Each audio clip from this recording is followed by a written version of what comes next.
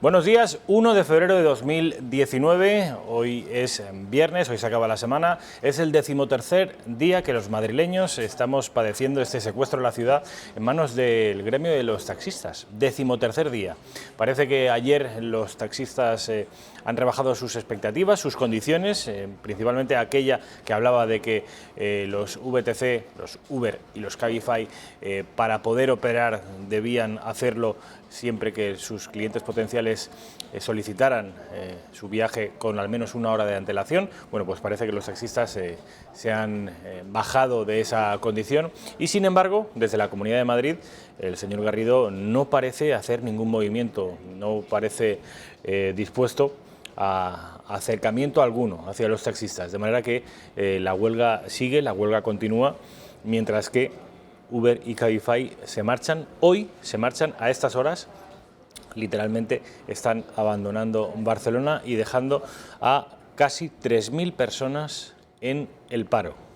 Ayer salía un taxista de Barcelona diciéndole a la alcaldesa Ada Colau que, en fin, que él había votado por su candidatura, él había votado por Ada Colau y que gracias por dejarle en el paro. Esto con respecto a los taxis, que es la vida cotidiana que ahora mismo afecta a todos los madrileños. Decir que respecto de la crisis de Venezuela, ayer el Parlamento Europeo hizo una declaración institucional dando apoyo a Juan Guaidó. Hoy saben ustedes que en nuestro país hay Consejo de Ministros, se espera algún tipo de posicionamiento público respecto de la crisis venezolana. Vamos a ver qué dice el Gobierno de España, qué dice Pedro Sánchez. Ahí están viendo ustedes al señor Tajani, el presidente del Parlamento Europeo, haciendo público ese apoyo de una mayoría bastante abrumadora, 439 votos a favor, solo 139 en contra, de aceptar, de reconocer a Juan Guaidó como presidente legítimo de Venezuela. Saben también que ayer la casa, el hogar familiar de Juan Guaidó fue asediado por algunas fuerzas de seguridad del equipo de inteligencia de Nicolás Maduro. No se encontraban en la casa ni Juan Guaidó ni su mujer, pero sí se encontraba su hija pequeña. Finalmente, y gracias a Dios, todo se saldó sin tener que lamentar ningún tipo de daño personal. Sin embargo, como les digo, la crisis sigue abierta en Venezuela. Y por último decirles que de esta madrugada han salido de la cárcel de Lledoners en Cataluña, en Barcelona, todos los golpistas o presuntos golpistas presos, los que llaman los separatistas catalanes presos políticos. Bueno, pues salían de Barcelona en dirección a Madrid, a la capital de España, para ser juzgados por delitos gravísimos, por subvertir el orden constitucional y no solo, también por hacerlo, dice la Fiscalía, mediante la violencia y la coacción. Ya les digo, en muy poquito tiempo se va a celebrar ese juicio en Madrid y en la Audiencia Nacional, y ya estarán llegando en estos momentos los golpistas a la capital de España. Bueno, hoy vamos a analizar todos estos asuntos y más que les tenemos preparados con Mazali Aguilar, que saben ustedes que es vicesecretaria de Relaciones Institucionales de Vox. Vamos a tener también a Miguel Gutiérrez Pérez, nuestro compañero, también a Pepe García Saavedra, también compañero de esta casa, periodista, colega de profesión.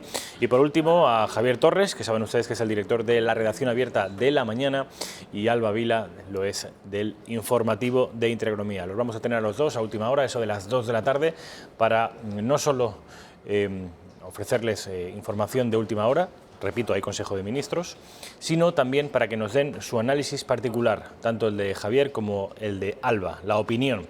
Me interesa muchas veces que mis compañeros no solo les informen a ustedes, sino conocer su opinión particular sobre, en fin, los diferentes aspectos que tienen que ver con la actualidad política. Hay veces que es mucho más interesante, y yo sé que a ustedes les resulta mucho más interesante muchas veces conocer el posicionamiento concreto de alguno de nosotros que la información que al fin y al cabo muchas veces ya la conocen.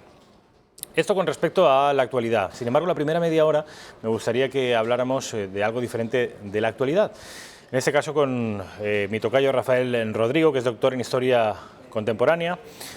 Rafael, ¿qué tal? ¿Cómo estás? Muy bien. Muy bien. Muchas gracias, como siempre, por la invitación. Muchas gracias por venir, es un placer que estés aquí. Estuviste hace bien poquito, la semana pasada, ¿no? Sí, la semana pasada, hace un par de semanas, charlando sobre tercios. Efectivamente, sobre los tercios. Saben que él, además de ser profesor de historia, en fin, ha emprendido junto con algunos otros socios y en fin, tiene, ya digo, junto con 3 socios más, creo recordar, una Augusto Ferrer Dalmau, Lucas Molina y José Alberto Rodrigo. Somos los 4 y Rafael Rodrigo, mosqueteros. Librería Tercios Viejos. Librería Tercios Viejos, ¿cuál es su página web? Pues www.terciosviejos.es. Además, el diario El País le tomó testimonio a mi tocayo, de alguna manera, en tanto que representante de oficioso, no oficial, de este revival de los tercios. Creo recordar incluso que la pieza del País era La segunda vida de los tercios o algo así. Sí, era el título. Y es algo que está muy de moda. Me recuerda un poco al fenómeno que se produjo hace algunos años con la figura de Blas de Lezo. Bueno, sí. Pues ahora está ocurriendo una cosa muy parecida con los tercios, y yo que me alegro. Saben ustedes que esto, por lo general, reivindicar la historia y el pasado nacional, y más cuando tiene que ver con el carácter castrense de nuestro país, acaba redundando en una reivindicación de la nación en sí misma, de España en sí misma. Y esto, aparte de ser muy beneficioso, sobre todo es muy urgente y muy necesario que se produzca.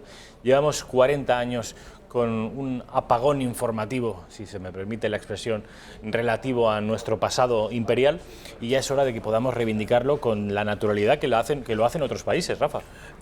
Es que lo curioso es que tenemos una tradición en otros países de historiadores donde campañas conquistadores o descubridores no tienen ningún tipo de problema a la hora de ser reivindicados, celebrar actos de todo tipo, y sin embargo en España llevamos aproximadamente desde tiempos de la transición, donde parece que todo va cayendo en el olvido. Tuvimos que rescatar a Blas de Lezo, se está tratando de rescatar, además ahí participó Augusto Ferrer Dalmau, para que Madrid tenga una estatua que conmemore la gesta de los tercios. Hay otro personaje. ¿La va a tener?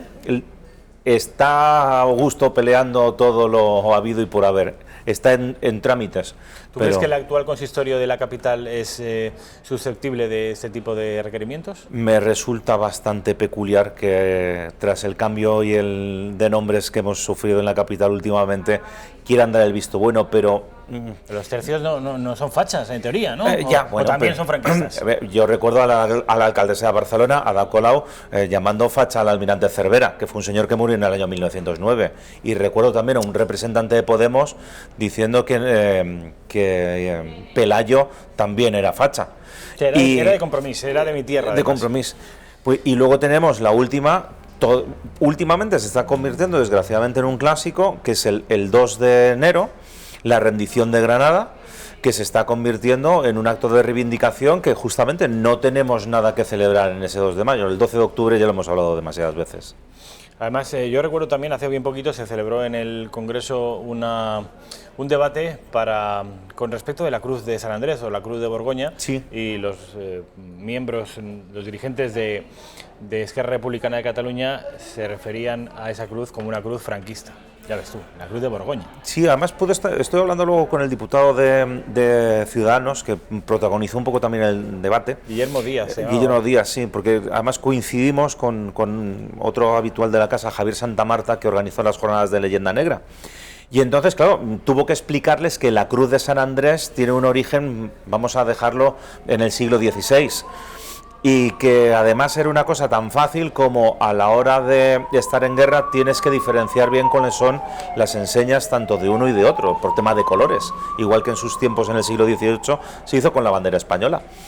Pero que de franquista el origen no tiene nada. Es como cada vez que aparece un escudo con el águila de San Juan, que hay que explicar que eso es un escudo heráldico que tiene su origen en los Reyes Católicos. El águila de los Reyes Católicos, que cualquier águila en un escudo hoy da mucho miedo porque recuerda a Franco. Bueno, pues oiga, no. Franco hereda ese águila, pero Franco no monopoliza la historia de España. Franco son 40 años de la historia de España y no podemos tomar la parte por el todo, o el todo por la parte. Volvamos a la iniciativa empresarial valiente que tú junto con Augusto y otros 2 socios más habéis emprendido. Librería Tercios Viejos. Me gustaría que me hablaras de este modelo de negocio, porque alguien podría pensar, oiga, una librería en esta época, ustedes no tienen visión de negocio. No, de hecho los distribuidores ya nos lo dicen. Normalmente mis clientes me suelen llamar para decirme que van a echar el cierre, no precisamente que van a abrir. De hecho hemos tenido unas noticias ahora a lo largo del mes de enero, el cierre de 2 librerías emblemáticas, una en Zaragoza, otra en Vigo, pero especialmente una en Madrid, que ha sido el cierre de la librería más antigua, Libros Moya, o sea que es de 1846-48, ahora no me recuerdo exactamente el año concreto. Y además una librería especializada en temas de medicina y veterinaria. Entonces, no parece que sea el mejor momento hoy en día para abrir librerías, y sin embargo creemos que es estrictamente necesario, que tiene un buen nicho de mercado y que además asistimos a este resurgimiento del interés del español medio por su historia, y por su historia capitaneada especialmente por los tercios de ese siglo XVI y gran parte del siglo XVII. ¿Dónde colocas tú el punto de inflexión? ¿Cuándo empiezan los españoles a reconciliarse con su historia? ¿Y quién es el precursor? Vamos a ver, si hablamos de temas de tercios, digamos el galardón se lo tiene que llevar sin lugar a dudas Arturo Pérez Reverte con la serie de Alatriste. O sea, desde cualquier punto de vista, antes de Alatriste prácticamente tercios no existían. A partir de Alatriste comienza un cierto interés. ¿Y comienza un cierto interés? Párate en Alatriste, y ahora me dices la sucesión de hitos, los que a tu juicio alimentan ese interés. Alatriste, Pérez Reverte. Bien, estamos los dos de acuerdo en que es Alatriste y es Arturo Pérez Reverte el que recupera todas esas figuras. Pero ¿estás de acuerdo conmigo, Rafa, en que existe cierto deje negro legendario en los textos de Arturo Pérez Reverte? Esa España católica, esa España que le ha pasado el tren de la modernidad, de la ilustración, esa España cainita. No es una glorificación de nuestro pasado, todo lo contrario. Asume que existieron unos tercios y habla de la heroicidad, pero siempre en una atmósfera oscurantista. ¿Estás de acuerdo con eso? Sí, porque él sitúa su personaje en el reinado ya de Felipe IV, que es cuando comienza ya esa crisis, que por cierto algunos historiadores estamos consiguiendo desterrar la palabra ocaso por crisis. Sufrimos una crisis de unos años y volvimos otra vez a un punto bastante interesante. Pero también hay que entenderlo, es cuando no existe absolutamente nada de reivindicación de historia de España, no puede salir directamente otra vez a hablar de Hernán Cortés, los grandes descubrimientos o los grandes navegadores, que este año celebramos los navegadores, la primera vuelta al mundo. Ahora hablaremos de eso. Sí, pero sí es cierto que a través de las novelas de Reverte, que llega a un gran público, este gran público tiene deseo de profundizar. Y entonces es cierto que él siempre lo aborda desde un punto de vista bastante crítico, pero él sobre todo yo creo que hace más crítica sobre la casta política que llaman ahora determinados grupos. Esas élites que siempre se han estado retroalimentando y aprovechando de los españoles, y un español sufrido que da igual el gobernante que hayamos tenido que padecer, que hemos sido capaces de seguir adelante contra viento y marea. Arturo Pérez Reverte, el punto de inflexión. ¿Qué hitos siguen alimentando esa tendencia que hoy ya a mi juicio, y también a juicio de Rafael Rodrigo, esto ya ha explotado, hasta el punto de que hay valientes que se atreven a dedicarle una librería exclusivamente a ese tipo de asuntos? Más hitos. Más hitos. Una serie bastante, digamos, no demasiado buena desde el punto de vista histórico, pero terriblemente vista, Águila Roja. Históricamente es... Este es un ninja, ¿no? Históricamente tiene, y sin embargo te vuelve a sumergir otra vez en el siglo XVI. Es un ninja porque ¿cómo me traigo yo a un ninja a España? pues tengo que hablar de los padres jesuitas que fueron a evangelizar Japón, tengo que hablar que los españoles están en Filipinas, tengo que hablar de Manila, tengo que hablar de los contactos con China, tengo que hablar de la embajada que envió el emperador de Japón a principios del siglo XVII. Y entonces, aunque pueda parecer que históricamente no es muy bueno, y sin embargo volvemos a lo mismo, despierta otra vez ese interés, que llegamos al siguiente punto, y entonces una cadena como Televisión Española se le ocurre hacer El Ministerio del Tiempo. ¿Qué te pareció esta serie? Bastante aceptable porque además, desde un punto de vista histórico, es bastante ecuánime, y en lugar de tratar de hacer una megaproducción americana totalmente científica, trata de llevar a los españoles a los hitos más importantes de nuestra historia, con lo cual ya tenemos 3 pasos donde un gran público comienza a ver cosas que antes no se veía. Si le sumas otras series bastante mejor hechas, como Isabel, como Carlos Rey Emperador, entonces ya tenemos un grupo de personas que empieza a decir, pues a lo mejor después de 40 años de apagón informativo sobre la historia de España, nos interesa volver a leer con la nueva perspectiva que nos da estar ya en un siglo XXI. Es decir, las series de televisión que se han hecho en los últimos años, en los últimos 5, 6, 7 años, importantes. Con respecto a la pantalla grande, cinematografía, cine, ¿de esto ha habido algo también? La adaptación a la pantalla de La Triste. Hace poco que se ha estrenado Oro, pero aquí, como recuerdo muy bien en un programa de Esparza, parece que el cine español tiene una asignatura troncal, que es Guerra Civil Española. O sea, todo lo que se aleje de Guerra Civil Española es una breve incursión, pero no, gran pantalla no hay, y gran pantalla se echa de menos. O sea, los norteamericanos, con el 1% de la historia que puede tener España, montan unas megasproducciones absolutamente salvajes. O sea, lo nuestro sería inconcebible. Además, yo no sé si has tenido oportunidad de ver Oro o ver 1898, los últimos de Filipinas, pero ya estamos otra vez con el fatalismo, ya estamos otra vez con de hecho, uno de los eslóganes de esa película de 1898, que la dieron el otro día, por cierto, en Televisión Española, le dice el oficial a sus soldados en Filipinas, una defensa heroica que se sigue estudiando en las academias militares de todo el mundo como un ejemplo de valor, de coraje y de patriotismo. El oficial les dice, según nos enseña la película, no vais a morir por España, imbéciles, vais a morir por idiotas. Sí. ¿Qué necesidad hay de esto? Siempre denigrarnos, siempre minusvalorarnos, esa endofobia. Porque de alguna manera, que por esto comentábamos al principio lo de la Cruz de San Andrés, se ha hecho que todo lo anterior a 1900 prácticamente 80, incluso en ocasiones antes del año 2000, todo es despreciable. No existe nación española, los españoles nunca han hecho nada, los españoles no sirven para nada. Y sin embargo resulta que tenemos una historia donde...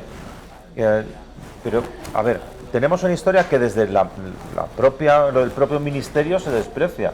Es decir, resulta que en España libramos siempre subvenciones prácticamente a todo el mundo, especialmente al cine, y luego cuando la librería más antigua de Madrid plantea echar el cierre, no le das una dotación económica y dices, bueno, pondremos una placa de aquí estuvo la librería más antigua de Madrid. Qué pena, qué triste.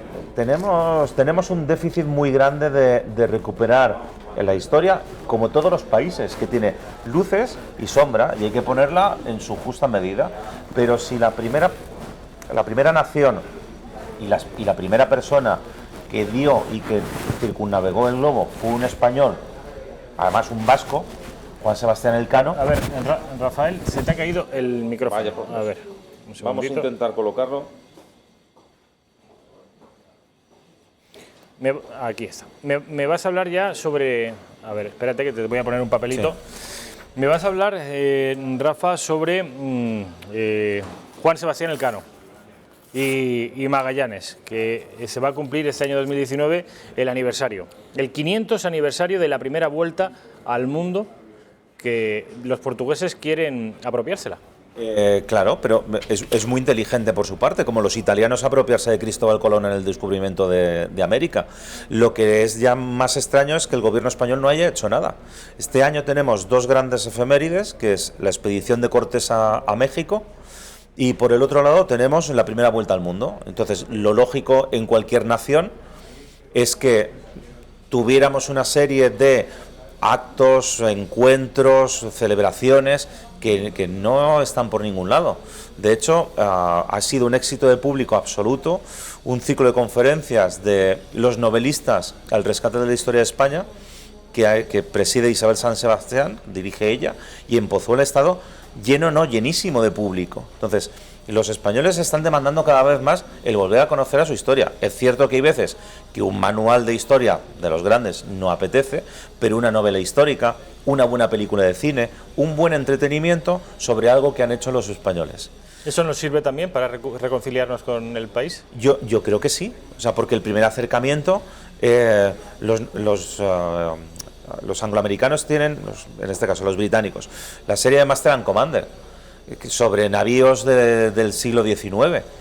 ¿Por qué no vas a poder tener lo mismo en español? O sea, por eso lo de las novelas históricas está muy bien.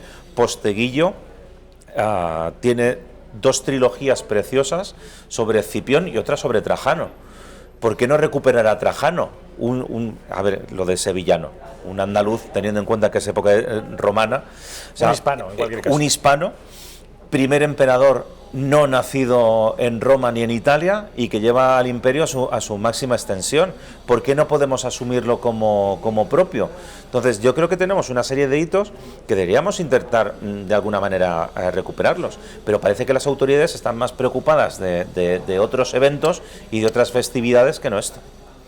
Me señalabas la efeméride de Hernán Cortés en México, también de la primera vuelta al mundo, el Cano Magallanes. Parece que nuestra diplomacia se está desentendiendo, como se desentendió en 2012 del aniversario, el 8º centenario de las Navas de Tolosa, sí, como se desentendió del aniversario de Cervantes, como se desentendió de las Cortes de León, las primeras cortes democráticas de la historia. ¿Por qué? La pregunta es, tú eres catedrático de historia. ¿Por qué? ¿Qué complejo tenemos? ¿Por qué no se puede esto reivindicar? Porque, bien, podemos entender que, en fin, que la historia más reciente, más contemporánea, la que tenga que ver con el franquismo, pues aún desate algunas pasiones encontradas. Pero esto tan antiguo, ¿esto por qué también está vetado? Porque de alguna manera lo que te impide es la construcción de una idea de nación. Entonces, cuando desde determinadas regiones españolas te está diciendo que España no existe, es una invención, por eso los territorios tienen derechos históricos, ellos sí tienen historia, España no. Entonces, ¿cómo niego a la nación española? Negándole su historia. Los españoles no tienen historia, es una construcción ficticia del 19, es más, Franco es el culpable de todo. Si a eso le sumas una construcción que también niega a la nación española por parte de gran parte de grupos de izquierdas, entonces tienes una cierta explicación de por qué no se quiere que los hitos españoles.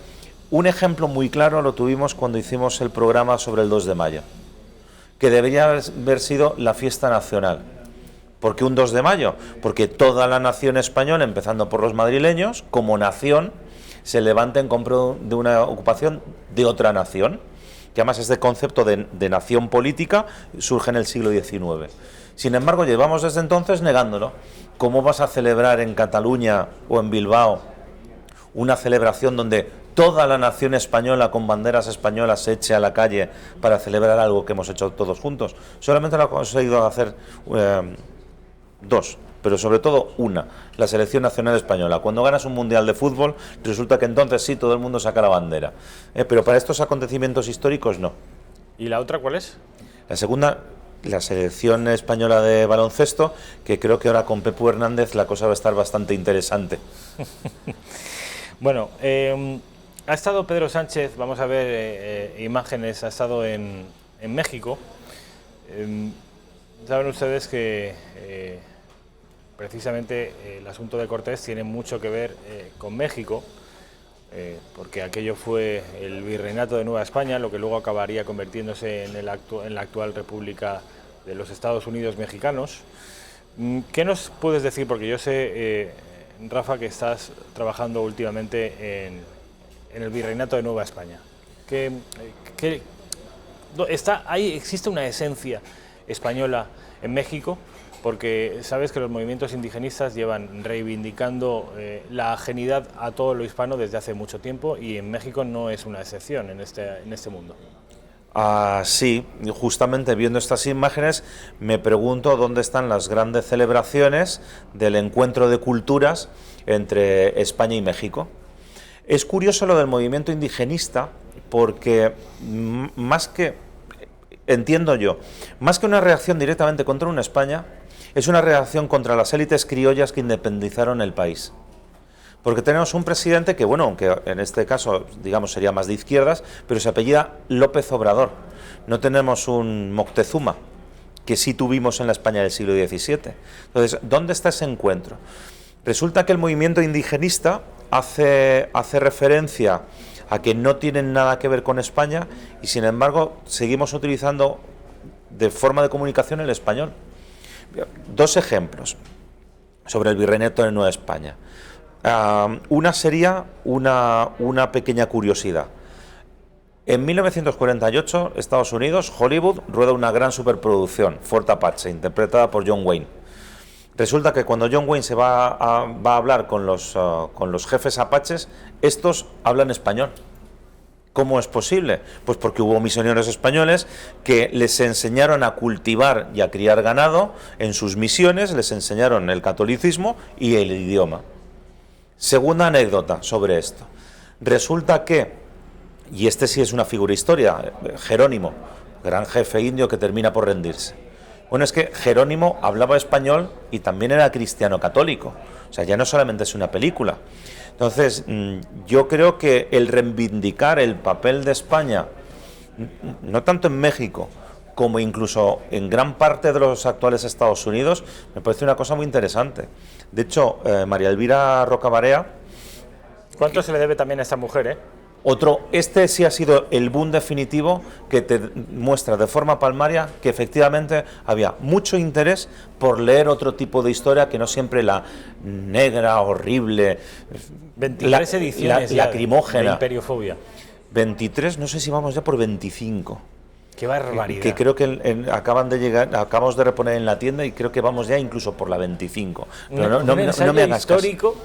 Que tenga 25 ediciones, o sea, esto es impensable. Y esto confirma efectivamente lo que la gente quiere leer. Y entonces ella decía que mucho cuidado, que el siguiente campo de batalla, que como no lleguemos pronto vamos a perder, va a ser la lucha contra Estados Unidos por de un plumazo eliminar todo lo que ha tenido que ver España en la construcción de su país. También lo mismo, creo que fue el mes pasado, fue en diciembre, cuando el alcalde de Los Ángeles tiró una estatua de Cristóbal Colón, donde el Senado de los Estados Unidos piensa que el gran evangelizador Fray Junípero Serra, un mallorquín, California, resulta que ya no queremos la estatua de Fray Junípero Serra porque ahora resulta que era un genocida. Y siempre haces las típicas comparaciones. Si tanto genocidio hubo por parte de los españoles, ¿cómo es posible que según el país me voy en una horquilla de un 80 o un 90% de población indígena?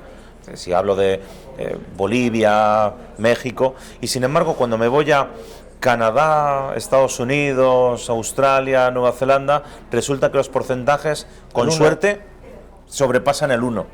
Habría que ver exactamente dónde...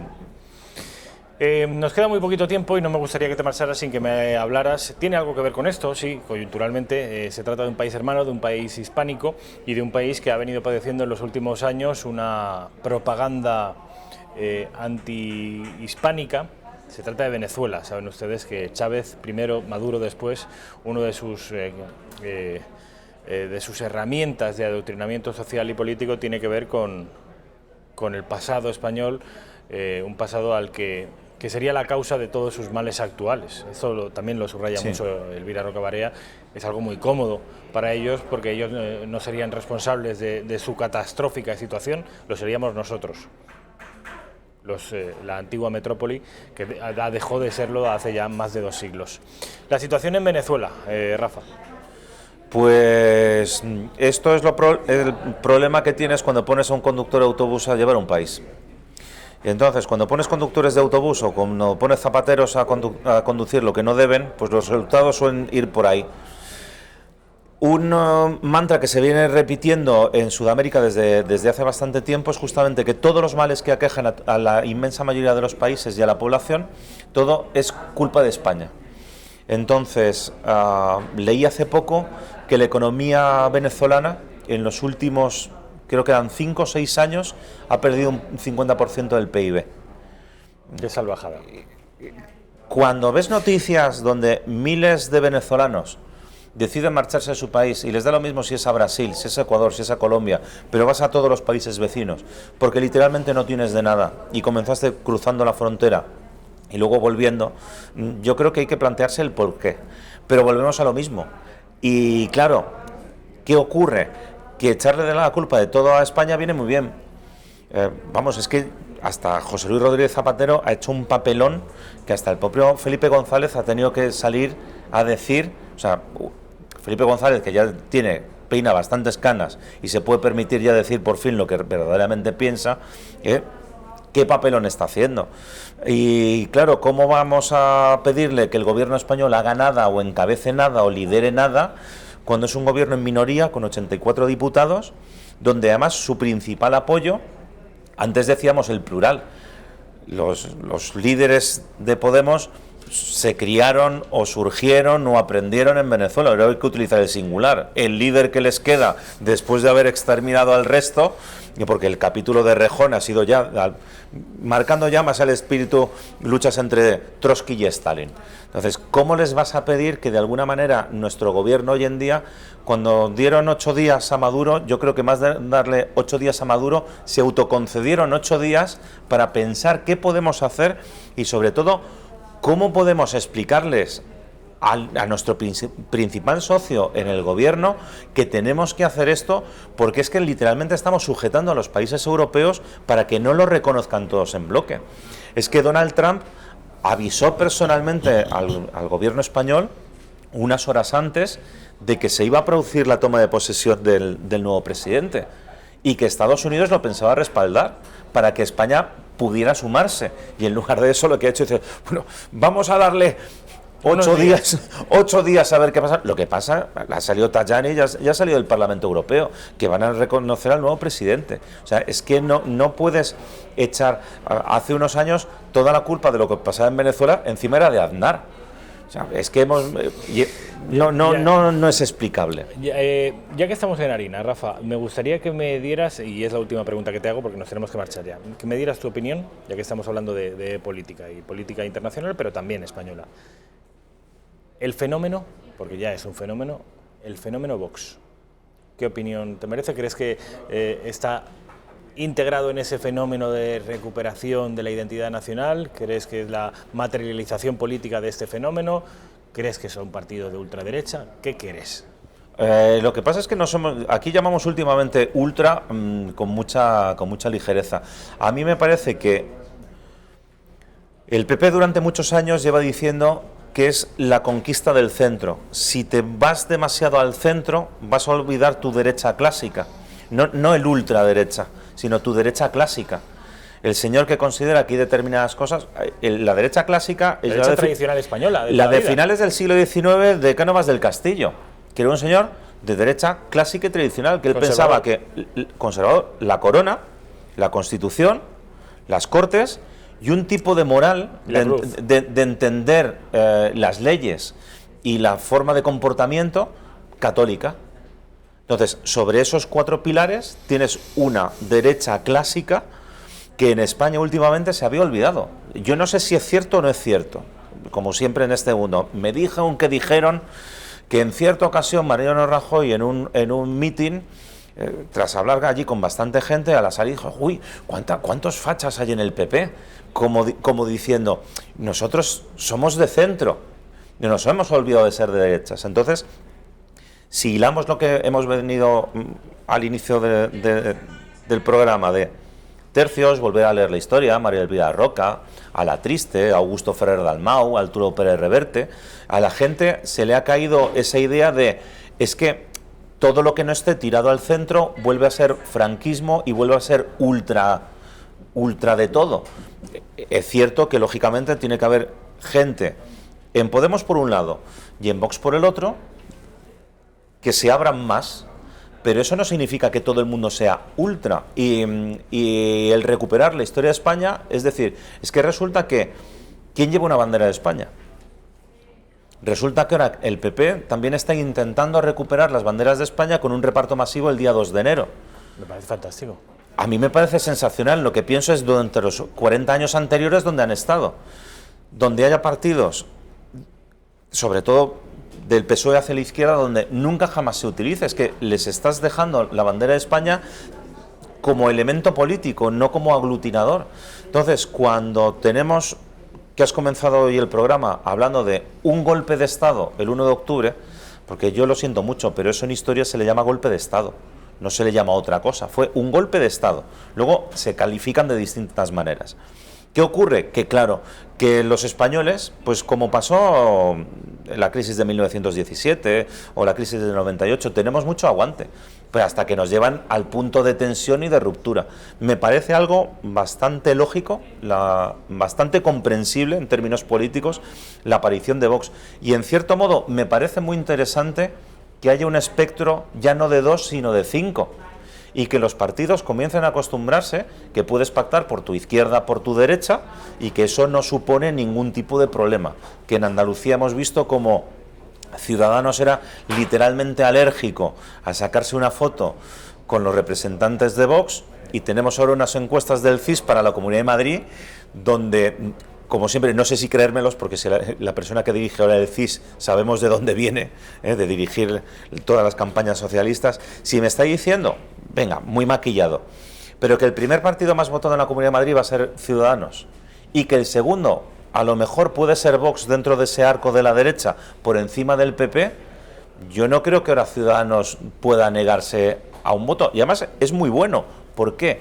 Porque si dialogamos, llegaremos a acuerdos, que es la gracia y lo bueno que tuvo la transición, donde Manuel Fraga y Carlos Arias Navarro se comieron muchos sapos y culebras, de igual forma que Santiago Carrillo o Jordi Pujol. Es decir, no tengo que tener el categórico.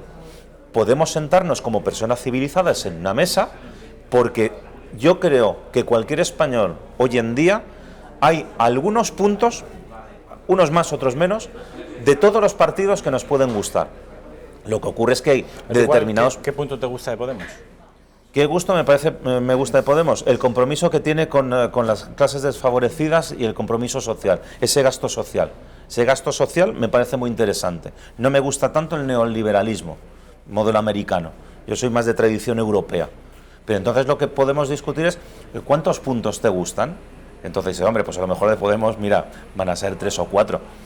¿Por qué? Porque la gente cuando tiene que elegir un partido no puede ir al 100% con lo que dice su partido, tienes que buscar el 80%. Entonces, y es buscar esos puntos de encuentro. Y yo creo que va a venir muy bien en Andalucía que ahora 3 partidos tengan que sentarse a buscar puntos de encuentro, y a que...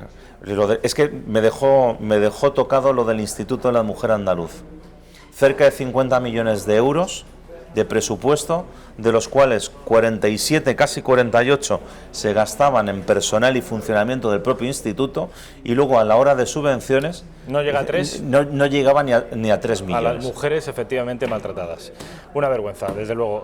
Rafael Rodrigo, doctor en Historia Contemporánea y uno de los hombres que en España está alimentando, está nutriendo ese ansia por conocer la historia de España. No en vano se ha atrevido, junto con otros socios, a construir un proyecto editorial, un proyecto, en este caso una librería, por mejor decir, Tercios Viejos. Enhorabuena, tocayo, gracias. Mil gracias y te espero, Dios mediante, la semana que viene. Muy bien, muchas gracias. Publicidad, y a la vuelta estamos con Mazali Aguilar, ya saben ustedes, vicesecretaria de Relaciones Institucionales, precisamente de este partido del que acabamos de hablar, de Vox. Publicidad.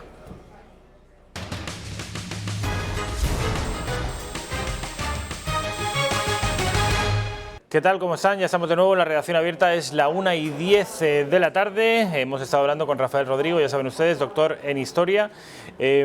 Voy a ayudarle a mi compañera, bueno, ya vienen a ayudar, Raquel, mi compañera Raquel ya viene a ayudarle a Mazali Aguilar a que se ponga el micrófono, a que se microfone, que es como se dice en términos audiovisuales, a microfonar a una persona. Vamos a hablar como digo, con Mazali Aguilar, que es vicesecretaria de Relaciones Institucionales de Vox, bueno, pues de diferentes asuntos, entre ellos hablaremos de un asunto al que se refería antes mi tocayo, que tiene que ver con una encuesta del CIS, el Centro de Investigaciones Sociológicas. En los últimos meses es prácticamente, podríamos denominarlo incluso el juguetito de Pedro Sánchez. El señor Tezanos es el que se dedica a malgastar los dineros en este Centro de Investigaciones Sociológicas. El último CIS, la última encuesta del CIS que conocimos ayer, pues tiene un gasto de 280.000 euros aproximadamente. ¿Total para qué? Para una encuesta que, en fin, ya saben ustedes, si vieron ayer el programa, yo cuando vi los resultados me dio la risa, y fue una risa sincera, no fue nada preparado ni sobreactuado, porque esa es la encuesta de las elecciones generales, caso de producirse hoy, según el señor Tezanos. El Partido Socialista no ganaría, sino que arrasaría con un 30% de los votos. Es una cosa tremenda. El segundo lugar sería para Ciudadanos. No, al PP no lo ponen en el segundo lugar, el PP es el archienemigo y no puede estar en el segundo lugar, ni siquiera en el tercero, donde colocan a Podemos con una crisis morrocotuda. Bueno, pues lo colocan en tercer lugar, y al Partido Popular en cuarto lugar. Vox, que todas las casas importantes de encuestas, como por ejemplo GAT3 del señor Michavila, lo coloca en un 10% de intención de voto, bueno, pues el señor Tezanos lo baja cerca de la mitad, al 6,5%. En fin, un desastre, pero sin contemplaciones. Vamos a saludar ya, como digo, a Mazali Aguilar y comentamos con ella. Mazali, ¿qué tal? ¿Cómo estás? Muy buenos días, un placer. Muy buenos días. Buenos ¿Cómo días. estás? Buenos días. ¿Me permites un momentito que está escuchando la intervención maravillosa de tu anterior? De Rafael Rodrigo, historiador. Cuando hablamos de la influencia de España en Estados Unidos, yo quiero recordar aquí a una persona extraordinaria, un héroe que está considerado como un ciudadano de honor, que es Bernardo de Gálvez. Gracias a él, que rompe el bloqueo en la bahía de Pensacola, George Washington consigue avanzar en su independencia. ¿Quién estaba a su derecha a caballo en el primer, digamos, desfile triunfal tal? Bernardo de Gálvez, malagueño, fue virrey de la Florida, un tipo increíble que con 24 años con su goleta dijo: y el que tenga valor que me siga, de modo que no solamente en la ruta de los franciscanos, sino ha habido héroes increíbles. Insisto, Congreso norteamericano, el retrato de Bernardo de Gálvez como ciudadano de honor. ¿Tú has estado allí? He estado en Estados Unidos, conozco, y no solamente eso, yo recomiendo a la gente que cuando vaya a Washington, si puede hacer una visita guiada en el Capitolio de los Estados Unidos, vea con orgullo cómo está Cristóbal Colón, Hernando de Soto, que con unos cuadros inmensos, que fue el primero que navegó completo el Mississippi, y cómo no, Fray Junípero Serra, encima de un monolito como responsable y, digamos, representante de la California, con lo cual, orgullo de ser español. Fray Junípero Serra, que además en los últimos meses está recibiendo mucho hostigamiento, su estatua en California, la han retirado hace bien poquito. Bueno. Es una cosa tremenda. Pero una vez más es porque el gobierno español no hace lo que tiene que hacer. Insisto, hemos perdido el orgullo de ser españoles, pero no pasa nada, lo recuperaremos, sin lugar a Vox, desde luego, es uno de los partidos abanderados de esa identidad española, de ese reconciliar a los españoles con su patria. Sin duda. No en vano, aquí viene Mazali Aguilar con una bandera nacional, que es la bandera que lleva siempre. El ejército del aire, ese triple círculo. Me lo regaló un piloto de combate. De modo ¿Un piloto de combate? Sí. Qué bonita profesión, siempre. Sin duda. ¿Qué hombre de pequeño, y quizá también alguna mujer, no me acusen ahora de micromachista? Una de mis hijas quiso ser piloto de combate, pero al final le descubrieron un pequeño, digamos, problema en la vista y no pudo entrar en San Javier, de modo que sí. En Murcia. Sí. Le hubiera encantado, hubiera sido una magnífica militar y una magnífica piloto de combate, sin duda. Un piloto de combate, no me digan ustedes. A raíz de Top Gun, de aquella película de Tom Cruise, yo creo que todos queríamos ser un piloto de caza, en este caso las Fuerzas Armadas Españolas. Bueno, Mazali Aguilar viene, sospecho que un poco constipada. Bueno, sabes qué catarro tengo, es la cuarta recaída, pero bueno, no pasa nada. Estar aquí es un placer. Tú sabes que mi madre es fan tuya, ¿no? Ah, ya me dijiste. Bueno, desde aquí le mando un saludo a tu querida madre, porque la verdad es que no la conozco, pero será un placer algún día poder coincidir con ella. Mamá, pues yo creo además que hoy viernes sí que nos estará viendo. Pues aquí tienes el saludo que te manda Mazali, que me dijo: oye, que esta señora de Vox, qué buena es, es muy buena, Rafa. Pues, mamá, claro que es muy buena, si es que en Vox hay gente muy buena. Mazali entre ellas, además, con una trayectoria profesional a sus espaldas de mucho prestigio, es una mujer políglota, que bueno, ha estado, como dicen ustedes, ella conoce muy bien la historia de los Estados Unidos. A mí me llamaba... Núñez de Balboa. Núñez de Balboa. Y sigue siendo mi Núñez de Balboa. Bueno, Mazzali, vamos a ver esta encuesta del CIS a la que antes me refería. Vamos, Raquel, a ver si la podemos ver, siquiera en pequeñito, para que Mazzali pueda, como yo hice ayer, reírse a mandíbula batiente de estas chorradas, que nos reímos por no llorar, porque en realidad esto ha costado 250.000 euros de dinero público. De nuestros bolsillos. Exactamente. Bueno, ¿a ti qué te parece? A ver, a mí me parece que es como... aparte de una sinvergoncería y una utilización, como siempre, de despilfarro del dinero público, que, bueno, si hay una ministra que dice que el dinero público no es de nadie, imagínate esta gente. A ver, ¿cómo es posible que además, a ver, la gente, este hombre, el Tezanos, puede decir lo que quiera, pero es que no se lo cree nadie? O sea, yo, aparte de todo, tengo buenos conocidos que son gente del PSOE, gente extraordinaria, como en todas partes hay gente estupenda, ¿no?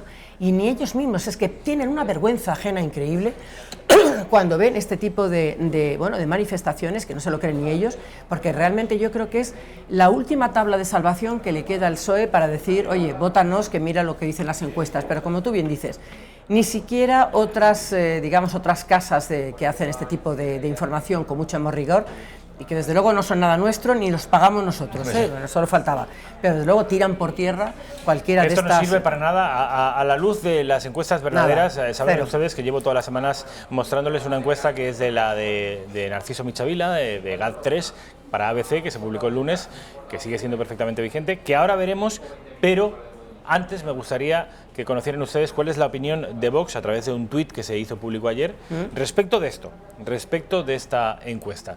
Ahí tenemos Vox, que dice Tezanos, el que nos daba un diputado en Andalucía, que la intención de voto a Vox es del 6,5%, y una carita... No, y el icono muerto de la risa, claro, o sea, llorando de la risa, lógicamente. Que claro, se está mondando de la risa. Bueno, pues eso. Ya está, a las pruebas me remito. Bueno. Como diríamos en Alcoy, en mi tierra, ya me has dicho todo. Ya me has dicho todo, ya me has dicho todo. Con esto ya me lo has dicho. Déjalo, no digas más tonterías, ¿no? Ya me lo has dicho. Tezanos, dedícate a otra cosa, hombre.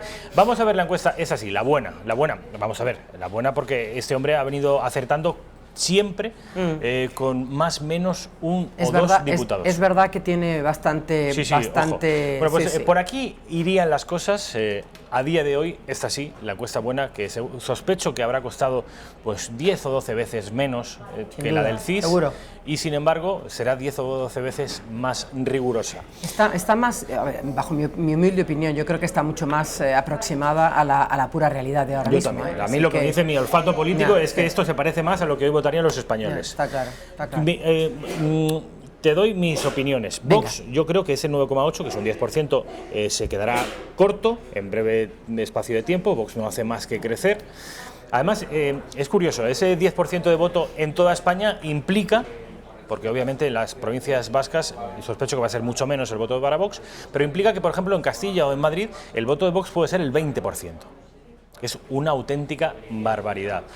Me gusta mucho, ¿sabes qué, Mazzali? Observar la intención de voto a Podemos. Del 21,3 pasa al 11,6, es decir, un desplome absoluto. Se parte en dos, la mitad de los votos los pierde, de 71 diputados a 31. Y el resto, bueno, pues se puede discutir más o menos. A ver, yo que no soy muy fan de las estadísticas, que entiendo que están ahí, porque para mí la estadística es el resultado final de cuando los españoles ponen su papeleta en las urnas. ¿Vale? Y ya te dije en un momento, cuando estábamos en Andalucía, que a mí cuando me pedían, Mazzali, arriésgate, yo dije en una horquilla de 3 a 5, y fíjate qué corta me quedé, ¿no? A ver, yo no puedo hablar de estadísticas, pero además tampoco soy una experta, pero sí que puedo hablar de lo que está sucediendo en los eventos y en los mítines que estamos teniendo. Y ayer yo sí que puedo decir, porque estaba allí, que en Toledo... ¿Ayer estuviste en Toledo? Sí, estuve en Toledo. Yo creo que el catarro me lo cogí otra vez allí. Y yo estuve en Toledo y había mucha más gente fuera del lugar donde había nuestra gente de Toledo, lo había reservado y alquilado, que dentro. Entonces, si dentro estábamos 700 y pico, fuera posiblemente hubiera una cantidad cercana a las 1000 personas. Eso es lo que a mí me da el pulso que está pasando. Pero es que el día anterior estuve en Salamanca, un salón que cabían 800 personas y se quedaron otras 300, 400 fuera, porque por motivos de seguridad no había posibilidad de que entrasen. Con un porcentaje de gente jovencísima, pero jovencísima, Rafa, cuando te estoy hablando jovencísima, te estoy hablando de entre los 15, los 22, 23, o sea, que además me hizo mucha gracia porque me dijeron, señora, podemos, señora, que me fascina, podemos hacer la foto con, digo, no, la foto con Javier Ortega, no con usted, digo, bueno, pues nada, venga, pero chavales, como dicen los niños pequeños, a mogollón, o sea, de verdad, y eso, verlos allí, verlos con esa ilusión, con esa fuerza, con tal, de verdad, aparte que te motiva un montón y te emociona, es que ese es mi pulso, esa es mi estadística, ¿vale? Eso es lo que para nosotros me llama la atención es esto que dices de los chavales, no me llama la atención porque sabemos que es así, de hecho la red social por antonomasia de los jóvenes, que es Instagram, ya es casi un monopolio de Vox. Vox ya es la fuerza política principal y hegemónica en Instagram, por encima de Podemos y años luz del resto de partidos políticos, y Mazari lo que viene a hacer es confirmarnos esa tendencia de un partido ultraderechista, neonazi, todas esas cosas que ustedes oyen, bueno, pues ahí tienes a los chavales encantados. Pero con ilusión, es decir, y fíjate que muchos de ellos sí que van a llegar a votar en las próximas elecciones, pero algunos no. Y están, no puedo votar, bueno, es que la edad mínima son 18, bueno, es que no los cumplo, tendrás que esperar un poquito, ¿no? Y seguir viniendo aquí y echarnos una mano. Por cierto, aprovecho la ocasión, antes de ayer en Salamanca, perdón, las palabras que me tocó decir fueron para defender la devolución al archivo de Salamanca de los 400.000 documentos que salieron ilegalmente en una posición de fuerza del Partido Socialista Obrero Español, y que mucho nos tememos, y esa es la razón por la que Policarpo Sánchez que es el responsable de esa asociación Salvar el Archivo Salamanca, mucho nos tememos que uno de los peajes que va a querer o que va a hacer el señor Sánchez, el presidente por accidente, como yo le llamo, para conseguir la firma de los presupuestos, va a ser una salida masiva otra vez de documentos del Archivo Salamanca, de modo que lo sepan nuestros oyentes, nuestros televidentes, que está por ahí la historia, ¿no? Con lo cual sería una vergüenza. Queda dicho ese mensaje.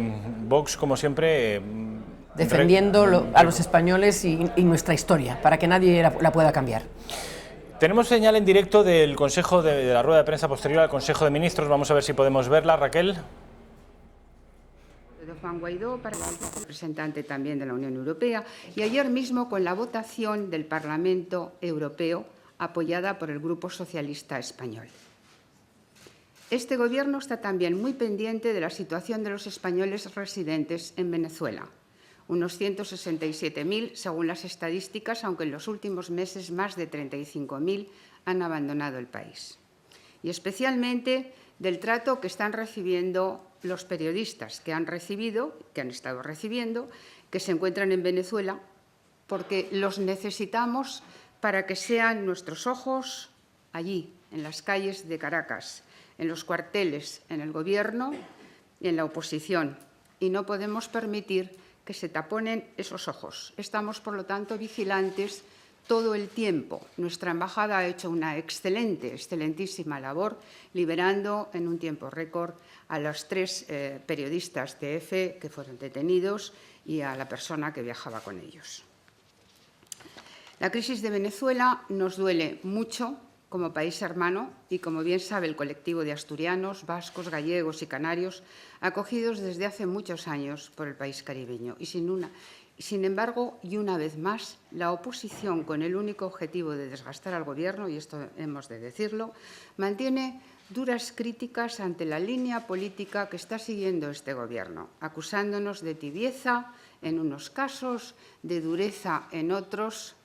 Por eso queremos hacer un llamamiento a lo que es necesario en momentos como este, que no es otra cosa, sino alinearse con el Gobierno en lo que es una política de Estado.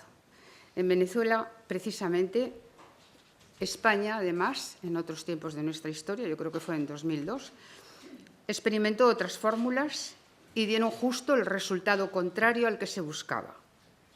Por tanto, algunos deberían aprender de su propia historia. Reiteramos que la política exterior es una cuestión de Estado y que todos los demócratas debemos estar unidos en la búsqueda de la libertad y la democracia para Venezuela. Y antes de entrar en el contenido del Consejo de Ministros, me permito volver al lugar donde empecé, México. Allí ha estado el presidente Sánchez y allí estaba cuando el Partido Popular pretendió que acudiera urgentemente al Congreso. Esta cuestión que se produjo la semana pasada en el caso del Senado, cuando él estaba en el foro de Davos, ha vuelto a producirse para hacer ir a la Comisión Permanente del Congreso, cuando no había ninguna urgencia y por el mismo tema, sabiendo que estaba en México. Es muy importante que las fuerzas políticas españolas reconozcan el significado profundo de lo que significa tener la máxima representación española en el ámbito exterior. España, como les dijimos desde el principio, está ocupando espacios durante estos 8 meses que llevaba tiempo. Nuestra portavoz, además de ministra de Educación, se preocupa por los asturianos, los canarios, los gallegos. Créeme que cuando oigo a este personaje, yo no sé si es que se da un golpe por la mañana y se queda trastornada por el resto del día. Vamos a ver, ¿cómo? Claro que los españoles hemos dicho que son tibios, pero absolutamente, ¿cómo es posible que el gobierno de España haya perdido la oportunidad de ponerse en cabeza de Europa, de liderar esta historia y decir, señores, vamos a por esta gentuza para liberar de una vez por todas al pueblo de Venezuela, al maravilloso pueblo de Venezuela, de la gente que le está oprimiendo y que le está machacando? Pero claro que son tibios porque les importa un pito, son tibios porque les importa un pito España, van a su puñetera bola. Y lo que es una vergüenza que encima se permite el lujo de decir que es que le estamos atacando con, bueno, el resto, no sé si el resto de los partidos políticos, de luego nosotros los ponemos a parir permanentemente. Y como tú dices, en lugar de decir los españoles, tiene que mencionar las regiones donde han nacido esas personas porque les duele decir la palabra España, o mejor dicho, les espanta decir la palabra España. Mire, señora, vaya usted a su casa, quédese en su casa, pero deje de decir tonterías como portavoz del gobierno y como ministra de encima de Educación. Yo es que no puedo entenderlo. E insisto, España ha perdido una oportunidad de oro de poder manejar esta situación, que bueno, nadie mejor que España para poder manejar esta situación y decirle a Europa lo que tiene que hacer en este caso. Entonces, no sé, he leído esta mañana, me parece que creo que este fin de semana van a reconocer, bueno, por fin van a reconocer a Guaidó como presidente interino de Venezuela. Desde luego es una verdadera vergüenza. Yo paso una vergüenza ajena espantosa escuchando a esta señora como portavoz del gobierno del Reino de España y como ministra de Educación. Ya ni te quiero contar. Pues si esto te ha excitado, vas a ver, te va a enfadar mucho más las palabras de un tal Juan Carlos Monedero ayer en Telecinco. Refiriéndose a la crisis de Venezuela como una suerte de crisis catalana a lo bestia. Entonces, en un lado está la gente que está apoyando a un tipo que se ha autoproclamado en una manifestación. Aquí, cuando la gente hace eso, los metemos en la cárcel. Cuidado, cuidado. Que tenemos a gente en la cárcel por proclamar desde el Parlamento catalán cosas menos graves que lo que ha hecho este señor. Y por tanto, ¿Estamos comparando Venezuela con Cataluña? Monedero, ¿nos hemos vuelto locos? Ana Rosa, estamos comparando... O sea, vamos a ver... Ana Rosa, ¿si puede hablar? No, hombre, no, pero no puede decir barbaridades, Monedero. Por una vez... Ana Rosa, que desde luego tiene toda la razón, pero a ver, aparte de ser un comunista, requete comunista, y además un impresentable, pero un impresentable, o sea, sí que hay que haberlo metido en la cárcel, puede decir esas cosas, pero ¿cómo puede, o sea, es verdad que lo de Cataluña es un problema nuestro de un golpe de Estado, pero ¿cómo puede decir a un presidente elegido por la Asamblea Nacional venezolana, decir qué tal, de verdad, o sea, insisto, pero ¿qué le pasa a esta gente? Bueno, sí sé lo que le pasa, o sea, que ha perdido el norte, que efectivamente en cuanto se despiste un minuto, y yo ya lo habría sacado de España, pero de una patada en el trasero directamente. Mira, chicos, vete a Venezuela, vete a Cuba, mejor dicho, vete a Cuba, porque a Venezuela, como pase lo que yo espero que pase, no te van a dejar ni acercarte a la frontera. De verdad... Qué triste. Pero qué gentuza, o sea, de verdad que pero gentuza con letras mayúsculas, o sea, ¿qué hemos hecho nosotros los españoles, que somos un pueblo estupendo, para tener algún que otro tipejo pululando por ahí? Que aquí si declaras no sé qué, te meten en la cárcel. ¿Perdona? ¿Pero qué dice? A él tendría que haberlo metido en la cárcel, pero por haber recibido un dinero de esos... Mira, es que no quiero, de verdad, es que puedo empezar a desbarrar de un momento a otro y no creo que sea el momento oportuno. Pero, mira, a palabras necias, oídos sordos, que un tipejo semejante sea capaz de ir a una televisión pública española y soltar esta... Menos mal que en ese sentido, Ana Rosa, que bueno, en otros momentos ha estado perfecta, sí, para decirle... Pero nos estamos volviendo locos, le decía Ana Rosa. Sí, como dice, me estamos volviendo, pero ¿qué me estás contando? Contando un momento con... yo creo que, Mazali, que tú harías mucho juego en Twitter. ¿Por qué no tienes Twitter?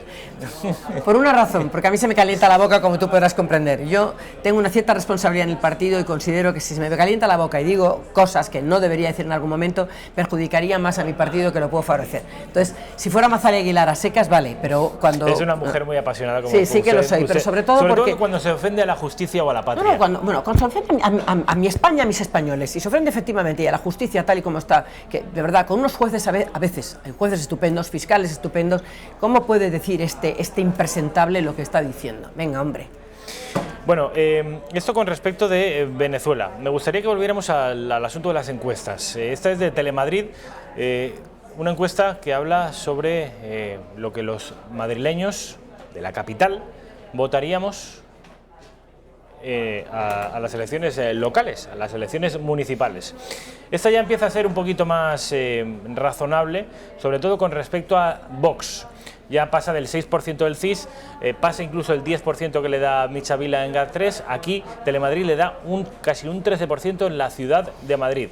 Tú sabes lo que eso significa, ¿no? Que de la misma manera que hemos sacado ya directamente a la PSOE de Andalucía, aquí significa que vamos a sacar a estos podemitas a los de Monedero. Exacto, a los de Monedero. Pero vamos, de la misma manera que se ha sacado, vamos, no les va a quedar ni las raspas, no sé cómo decirte.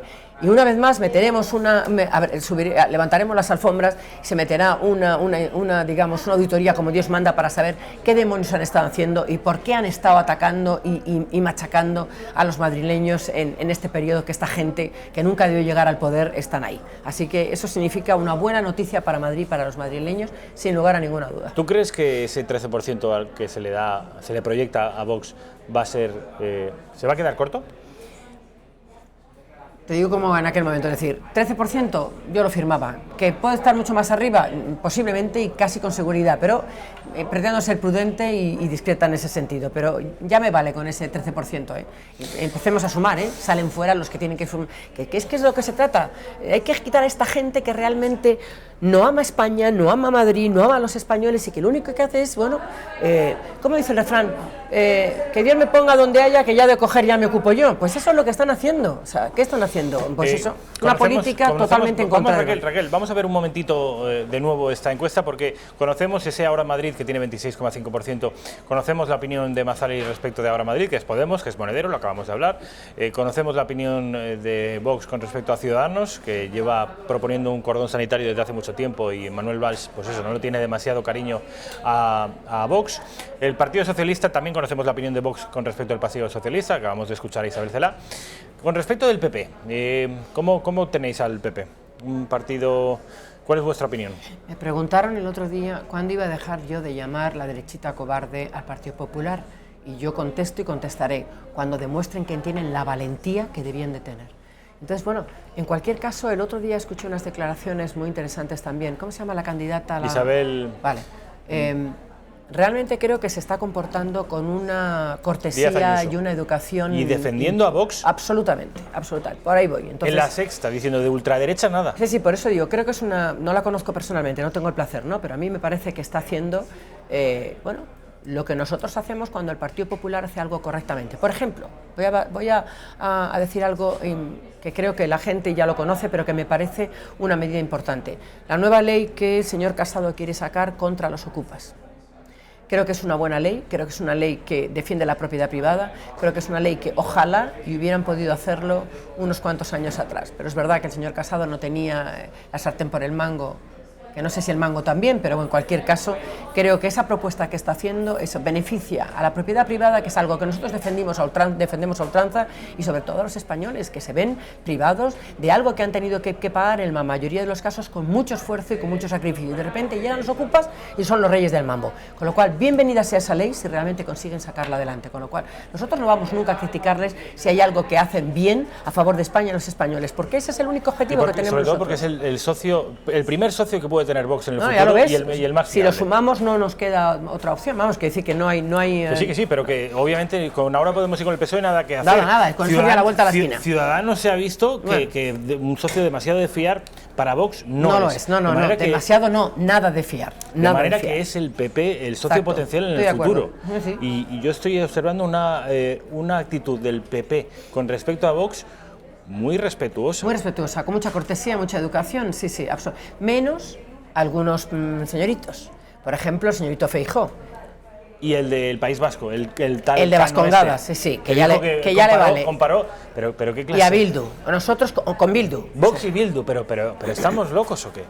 Yo creo que a ese hombre ya le han llamado al orden porque se ha quedado... Le han debido llamar al orden, pero sobre todo, tío, ¿cómo puedes decir esas cosas teniendo a un Santiago Abascal ahí? Que se ha jugado la vida en el País Vasco. Pero de verdad, esta gente, yo digo, ¿se levantan, se dan un golpe y le dura la tontería para todo el día o cómo es eso? Sí, pero esa no es la postura oficial del PP. No debería ser, pero tampoco deberían permitir que esta gente diga esas cosas, con lo cual llamarle al orden y llamarle al orden, digamos, oficialmente o suboficialmente no estaría de más para que estas personas dejaran de decir estas tonterías. Y lo de Feijóo ya es punto y aparte, ¿verdad? Sí, sí, piensa que... Muchas veces yo pienso, esta gente cree que tiene la hegemonía y que los votos del ciudadano de a pie son suyos. No, no van a ser suyos. Pero la sorpresa que se va a llevar también en Galicia. En Galicia, sí. Bueno, en Galicia en mayo no va a haber elecciones en Galicia, va a haber elecciones municipales. Cuando toque. Va a haber elecciones municipales, que ahí se podrá ver también un poquito cuál es la situación de Vox en Galicia. Belén, estamos viendo en el Palau de la Generalitat al presidente Quintorra, no tenemos la señal. Bueno, ya les diré en breves minutos, les voy a decir qué es lo que ha eructado este hombre. Bien, porque no se puede decir otra cosa, de modo que... es que hay que decirle tic-tac, tic-tac, tic-tac, ya que es que tenemos las vistas en el Supremo en nada de tiempo, con lo cual vamos a ver... Sí, de hecho ya los golpistas ya están de camino de la capital de España para pagar, como cualquier otro español, por las tropelías por delito cometido. Pero ¿quién son esta gente para que se les vaya a conceder? Así es. Bueno, gran parte de la culpa, de la responsabilidad de que esta gente estén siendo acosados desde el punto de vista judicial, la tiene aquí el partido de esta señora, ¿eh? Sí, Javier Ortega Smith, el trabajazo que ha hecho. Bueno, un trabajazo, y todo el equipo. El equipo es de que juristas. Estamos hablando de casi 60 letrados absolutamente voluntarios. ¿Saben ustedes por qué funcionan esos letrados? Además lo dijo Javier Ortega en TV3, pero decía la presentadora de TV3, pero ¿a ustedes quién les paga? Como queriendo decir, aquí está el CNI o aquí hay algo. Y decía, ¿sabes qué les paga? El patriotismo. Se mueven por amor a España. Absolutamente. Bazali Aguilar. Un placer, como siempre. Gracias, como siempre. Y un recuerdo una vez más para tu madre encantadora. Bueno, mamá, pues ya sabes, esta mujer a la que tanto admiras también es recíproca, esa admiración. Publicidad, y a la vuelta estamos con mis compañeros, colegas de profesión también, Miguel Gutiérrez Pérez, José Antonio García Saavedra, Alonso. Publicidad y estamos con ellos.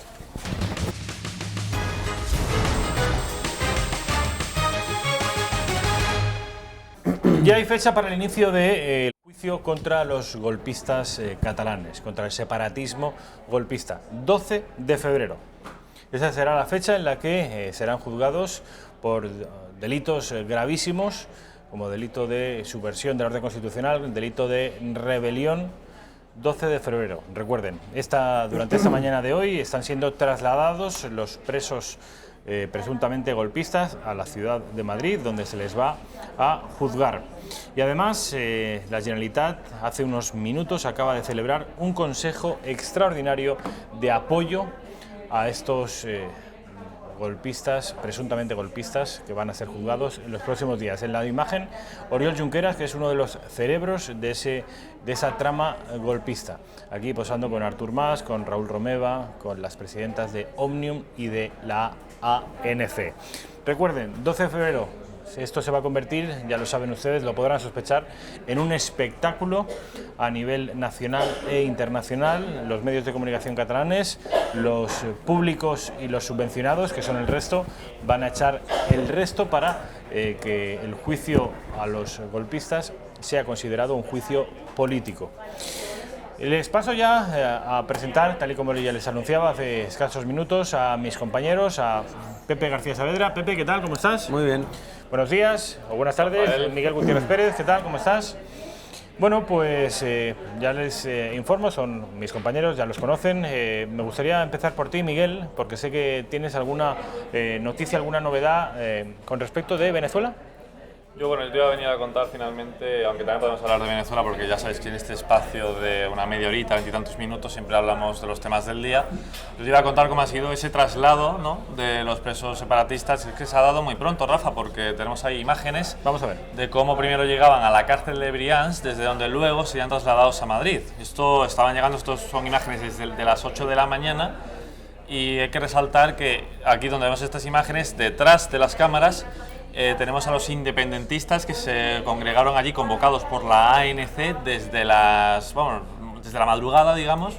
Incluso también estaba Quintorra, que llegó a eso de las 6:50 de la mañana, es decir, antes de las 7 de la mañana, ya estaba allí esperando para dar apoyo, digamos, a los independentistas que iban en esos coches, como podrían ser Oriol Junqueras, Raúl Romeva, Turull, Rull, Ford, Jordi Cuixart y Jordi Sánchez, todos estos, ¿no? Que maldita sea la gracia, les han hecho madrugar, ¿no? Les han hecho madrugar y mucho. Haberlos levantado a las 12 de la mañana, como suele hacer Junqueras Claro, normalmente. pero es que es un camino largo porque tienen que ir hasta Madrid, que llegarán a eso de las 7 de la tarde, pero tienen que hacer luego una parada por el camino para hacer el relevo de la Guardia Civil, ¿no? Porque no... El traslado va a ser la Guardia Civil. Vamos. Sí, vamos. Supongo que los Mossos llegarán a la frontera ahora luego verás ahí entre que tenemos, Cataluña y exacto. Aragón, como Y si luego esto y luego los recogerá la Guardia Civil. Porque la Guardia Civil ya tienen ahí sus coches y tal, que también acompañan, para asegurarse de que el traslado se realiza con toda la seguridad Amenazaban que esto requiere. los CDR, los llamados Comités de Defensa de la República, con boicotear la caravana de traslado de los presos. Sin embargo, se les ha ido la fuerza por la boca, como suele ser habitual en ellos, y el traslado se está produciendo con total normalidad, como están ustedes observando. ¿Qué más noticias, Michael? Bueno, si quieres vamos viendo ya un poco de material audiovisual y, por ejemplo, podemos empezar porque estos que te he dicho, aparte también hay que añadir a Dolors Bassa y a Carme Forcadell, son los que han sido trasladados, los que van a ser trasladados a Madrid y que llegarán hoy a las 7 de la tarde. Pero claro, es que, Rafa, tenemos hasta 7 independentistas que se fugaron y que son los siguientes. Vamos a ver si podemos ver esa imagen para ilustrarlo perfectamente. Claro, porque los hay presos y los hay más cobardones, que son los que se marcharon. Fíjate, Rafa, los 7 ausentes del juicio. El cabecilla, el expresidente por rebelión y malversación, Carles Puigdemont. Tenemos otros 6, fíjate. Antoni Comín, ex consejero de Sanidad por rebelión y malversación también. Ojo, porque viene del Partido Socialista de Cataluña, Antoni Comín, ¿eh? Meritxell Serret. Sí, otra más, es consejera de Agricultura, Desobediencia y Malversación. Estos 3 están en Bruselas y creo que Lluís Puig también está en Bélgica, en Flandes. Por desobediencia y malversación, es consejero de Cultura. Clara Ponsatí, al contrario que los anteriores, está en Escocia. Escocia, efectivamente, por rebelión y malversación también. Y finalmente Marta Rovira, que es era. No sé si la sigue manteniendo, secretaria general de Esquerra Republicana. Sigue siéndolo. Esta es una mujer que ahora mismo está en Suiza. Rebelión y finalmente Ana Gabriel, que también estaba en Suiza, creo que recordar. Efectivamente, miembro de la SCUP, anticapitalista, antisistema, antitodo, y sin embargo se va a la ultracapitalista y bien acomodada Suiza. Que me acuerdo del cambio de look que se hizo para presentarse ante los medios internacionales, de cómo solía ir a los de Luca plenos del Parlamento. A Luke Heidi, ahí ves con ese... Una cosa escandalosa, Rafa. Y es que esta mañana ha comparecido el portavoz de Junts pel Cat en esto de los alrededores de esta prisión, ¿no? De Brians, Albert. ¿Ahora cómo se llama? ¿Pepe? Ahora Junts... PDeCAT, no, PD Junts... PD Junts, Carpel Junts. Ya tienen un lío, que eso de cambiar los nombres... Cada semana se cambian el nombre esta gente. Pero bueno, pues ha comparecido Albert Batet, que es de Junts pel Cat o PDeCAT o como queréis llamarlo, para decir lo de siempre, Rafa. Un truco. Llámalos neoconvergentes, es decir, lo que hubo después de Convergencia, y así no fallas, los neoconvergentes. Los neoconvergentes, ha comparecido su portavoz para repetir el mismo mantra de siempre, ¿no? De que esto no es un juicio justo, etcétera, etcétera, etcétera. Vamos a escucharle. Venga. Es un juicio político, que la única sentencia posible es la absolución. Así lo defendamos los diputados del Parlamento de Cataluña, de Junts per Catalunya.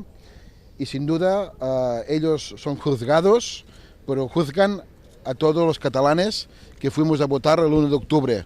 Los 2.400.000 personas que fueron a votar, los del sí y los del no. Los que defienden la democracia, los que defienden la libertad de expresión, los que defienden el derecho de autodeterminación de la nación catalana. Y sin duda es una causa contra España y es una actitud de defensa de nuestros derechos.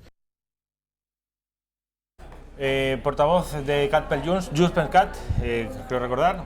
Opel Cat Junts. Open Cat, sí. Bueno, sí, no se sabe.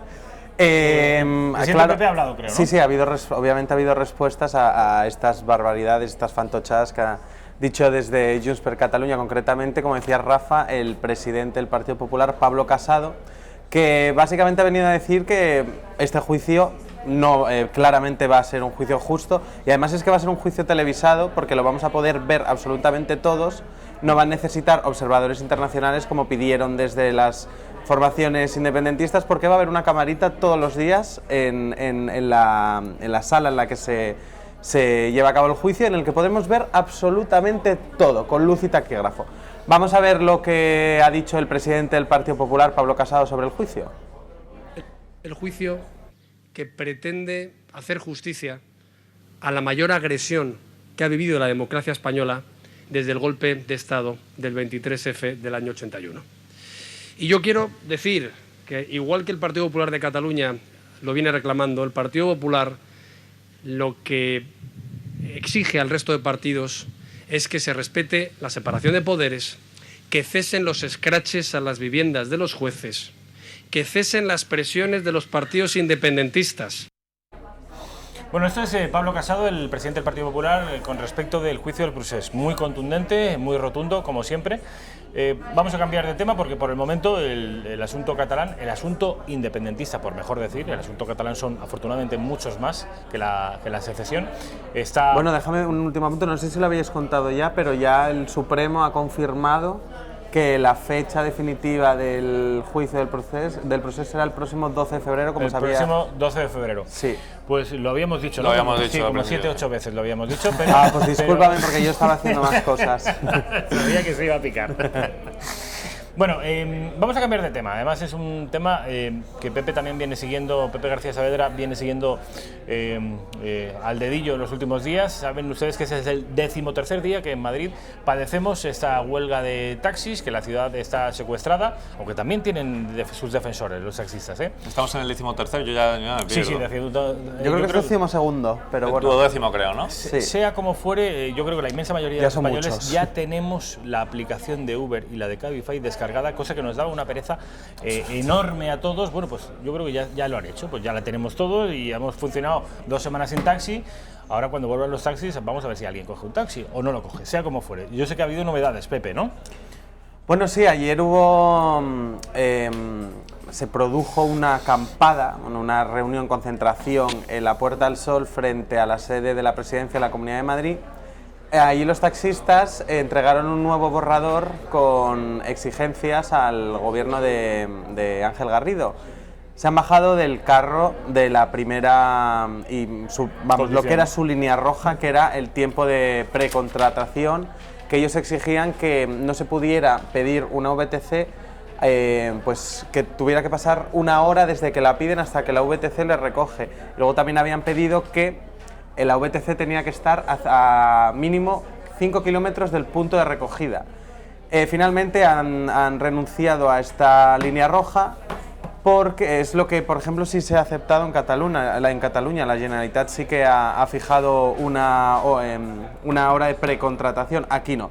Y como han visto que el gobierno regional de aquí de Madrid no iba a aceptar esta medida, porque ya dijo ayer Garrido y esta mañana lo ha vuelto a confirmar, que supondría eliminar al sector de la VTC, no van a ir por esos derroteros. Entonces ahora lo que está buscando el taxi es sentarse a negociar con el gobierno regional. ¿Qué busca realmente? Bueno, por cierto, llevaba hoy El Mundo una noticia muy interesante, que en los chats de comunicación interna de los taxistas ya estaban diciendo que es que sabían perfectamente que el gobierno regional no les iba a aceptar esta medida porque decían que era difícilmente para encajar legalmente, que no tenía muchos visos de legalidad. ¿Y sin embargo en Cataluña sí que ha funcionado? Sí, pero es que ahora mismo, por ejemplo, acabo de ver otra noticia que era los del Unauto, los representantes de Unauto de la VTC y de Cataluña, han dicho que la Generalitat les llegó a ofrecer trabajar irregularmente para contactar al sector del taxi. No sé si será verdad, pero vamos, esto es lo que dicen desde las VTC. ¿Lo que quiere la Generalitat? Pues borrar de un plumazo el conflicto que hay allí y darles todas las garantías y aceptar todas las peticiones de los taxistas. Insisto que van a ir a los tribunales y a ver quién tiene la razón, porque como dicen aquí en Madrid es difícil de encajar legalmente. Pero bueno, lo último ya que te... Bueno, eso me lo dices después porque a lo que te acabas de referir tenemos un corte. Tenemos un corte de los taxistas hablando precisamente de esa renuncia a esa línea roja a la que se refería mi compañero Pepe. Vamos a verlo. Sin embargo, tenemos más en la cuestión de la precontratación, ¿no? Que lo dejamos un poco más al arbitrio del ayuntamiento. Que sea el ayuntamiento que lo legisle, directamente no se va a meter tiempo. Yo tengo mi opinión, pero bueno, al final somos todos, estoy con mis compañeros. Bueno, Rafa, y desde el gobierno central pues echan balones fuera, no quieren meterse de lleno en este asunto, sino que lo remiten a las comunidades autónomas totalmente, e incluso dijo en el día de ayer el ministro de Fomento, José Luis Ábalos, que esto era algo que se podía prever, o por lo menos que no le ha sorprendido lo que ha ocurrido, sobre todo en la Comunidad de Madrid, porque en Barcelona, como han cedido, por ejemplo, pues no ha habido tanto lío, pero aquí seguimos 12º día de huelga y esto no termina. Vamos a escuchar a Ábalos. En todo este contexto, el Gobierno abordó el problema desde una perspectiva global Y lo compartimos con las comunidades autónomas en la reunión de la Conferencia Nacional de Transporte del pasado 1 de agosto, que yo presidí. Y ya entonces se me advirtió, por parte de unas representaciones y de otras, unas que lo iban a asumir y otras que no lo iban a asumir. Así que no me extraña nada la situación que vive Madrid, porque ya se nos dijo que no se iba a asumir. Así es que no sino la consecuencia de un aviso. Ya sabíamos. Y como ya sabíamos esto, el decreto nunca obligó ni obliga a regular. No obliga a regular. Este es Ábalos, que es el ministro de Fomento, que, Pepe, este es el que se quitó la responsabilidad de encima. Porque a mí esto me hace muchísima gracia, que en un momento en el que a las personas que están pidiendo que ciertas competencias vuelvan al Estado les llaman fachas, retrógrados, quieren acabar con el Estado de las autonomías. Y mira, ahora tenemos el perfecto ejemplo de una competencia que no reporta excesivo dinero en los presupuestos del Estado, que es una competencia molesta. Y en este momento pues ya hay autonomías, como en el caso de Madrid, en Cataluña no, porque no quieren que le quiten nada, aunque les cueste dinero, pero Madrid ya está diciendo, no, esto tiene que volver al Estado, porque es una competencia bastante molesta y que está creando un problema. Y como no trae mucho dinero, pues ni mucho, la verdad, lo que trae es un marrón. Traen problemas. ¿Qué pasa con esto de la regulación? Efectivamente la competencia está en las autonomías que pueden delegar en los ayuntamientos. ¿Qué es lo que quiere el sector del taxi? Precisamente lo que quieren es que la Comunidad de Madrid dé una amplia competencia de regulación al Ayuntamiento de Manuela Carmena. ¿Por qué? Porque Manuela Carmena está más posicionada y está más cercana a sus postulados. Entonces lo que le dice el sector del taxi a la Comunidad de Madrid, está bien, regula el decreto, las bases sobre las que se tienen que asentar las normas, que contemple efectivamente la antelación para la precontratación, pero luego pásaselo al Ayuntamiento de Madrid, que sea Manuela Carmena la que diga, por ejemplo, 3 horas, que sea con precontratación de 3 horas. ¿Por qué estamos viendo al sector del taxi tan cercano a Podemos? Porque como los de Podemos les dicen que sea todo, da igual, aunque sea legal, ilegal, aunque genere problemas de convivencia, aunque se cargue un sector de la VT, que me hace muchísima gracia cuando hablan de lo de las multinacionales, en contra de las multinacionales, y cada vez que hay una movida en Coca-Cola son los primeros que están en las puertas de Coca-Cola, defendiendo a sus trabajadores, pero luego hay los trabajadores de la VTC debe de ser que son de segunda. Y esos no merecen ningún tipo de defensa. Claro, y luego también vemos a Ramón Espinar con la mano levantada delante de Coca-Cola y con la otra en el Senado bebiéndose 2. No, eso te iba a decir, no una Coca-Cola, sino 2. Bueno, el último asunto que quiero tratar con vosotros. Haz el favor, Miguel, introdúcelo. Bueno, pues como has dicho al principio de esta sección, Rafa, vamos a hablar un poquito de Venezuela. Como bien sabemos, reconoció ayer a Juan Guaidó como presidente legítimo de este país. Y vamos a ver ese preciso momento en el que el presidente de la Cámara pues suma los votos, y esto es lo que pasó. Diamo la risoluzione per appello nominale nel suo insieme. Il voto è aperto. Avete votato tutti? La votazione è chiusa. La risoluzione è approvata.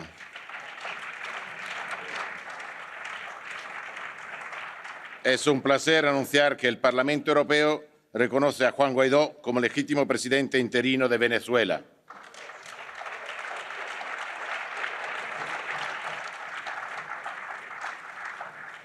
El Parlamento Europeo es la primera institución europea en hacerlo y pedimos a los Estados miembros y a la alta representante que hagan lo mismo cuanto antes a fin de tener una posición única y fuerte. Ahí ven ustedes, estamos enfocando a Miguel, sin embargo hablo yo. Si quieres, podemos hacer un juego. Que te enfoquen a ti, mueve la boca y es como si hablara yo. Ya a ver si... Raquel, baja un poco de seriedad, por favor. Enfoca a Miguel, por favor. Enfoca a Miguel, por favor. Solo tengo que decir lo que tú digas. No, pero no verbalices, solo abre la boca, ¿vale? Madre mía. Venga. Pues vamos a ver a Tajani, que es el presidente del Parlamento Europeo, decir que... Vaya chorradas hacemos este programa, Rafa, de verdad. Te falta la mano por detrás. A ver qué tal ha quedado. Luego vamos a ver... Ya se ha puesto rojo Michael. Madre mía. Bueno, hemos visto al presidente del Parlamento Europeo, que es italiano, que es Tajani, que es muy amigo de España, que fue uno de los principales líderes europeos y mundiales en dar el apoyo a España cuando padecimos ese golpe de Estado en Cataluña, que sabe español, que es hispanoparlante y que en un gesto seguramente a Venezuela y a toda Hispanoamérica ha hecho público el reconocimiento a Juan Guaidó precisamente en español. Y ahora, tanto Miguel como Pepe, me gustaría no que siguierais abundando en la información que existe sobre Venezuela, porque no hay ninguna novedad, porque estamos en un momento de transición, que van a ocurrir cosas, pero todas las que hay ya las saben ustedes. Sí me gustaría, sin embargo, que brevemente me dierais cada uno de vosotros vuestra opinión respecto a lo que está ocurriendo en Venezuela. Pepe García Saavedra.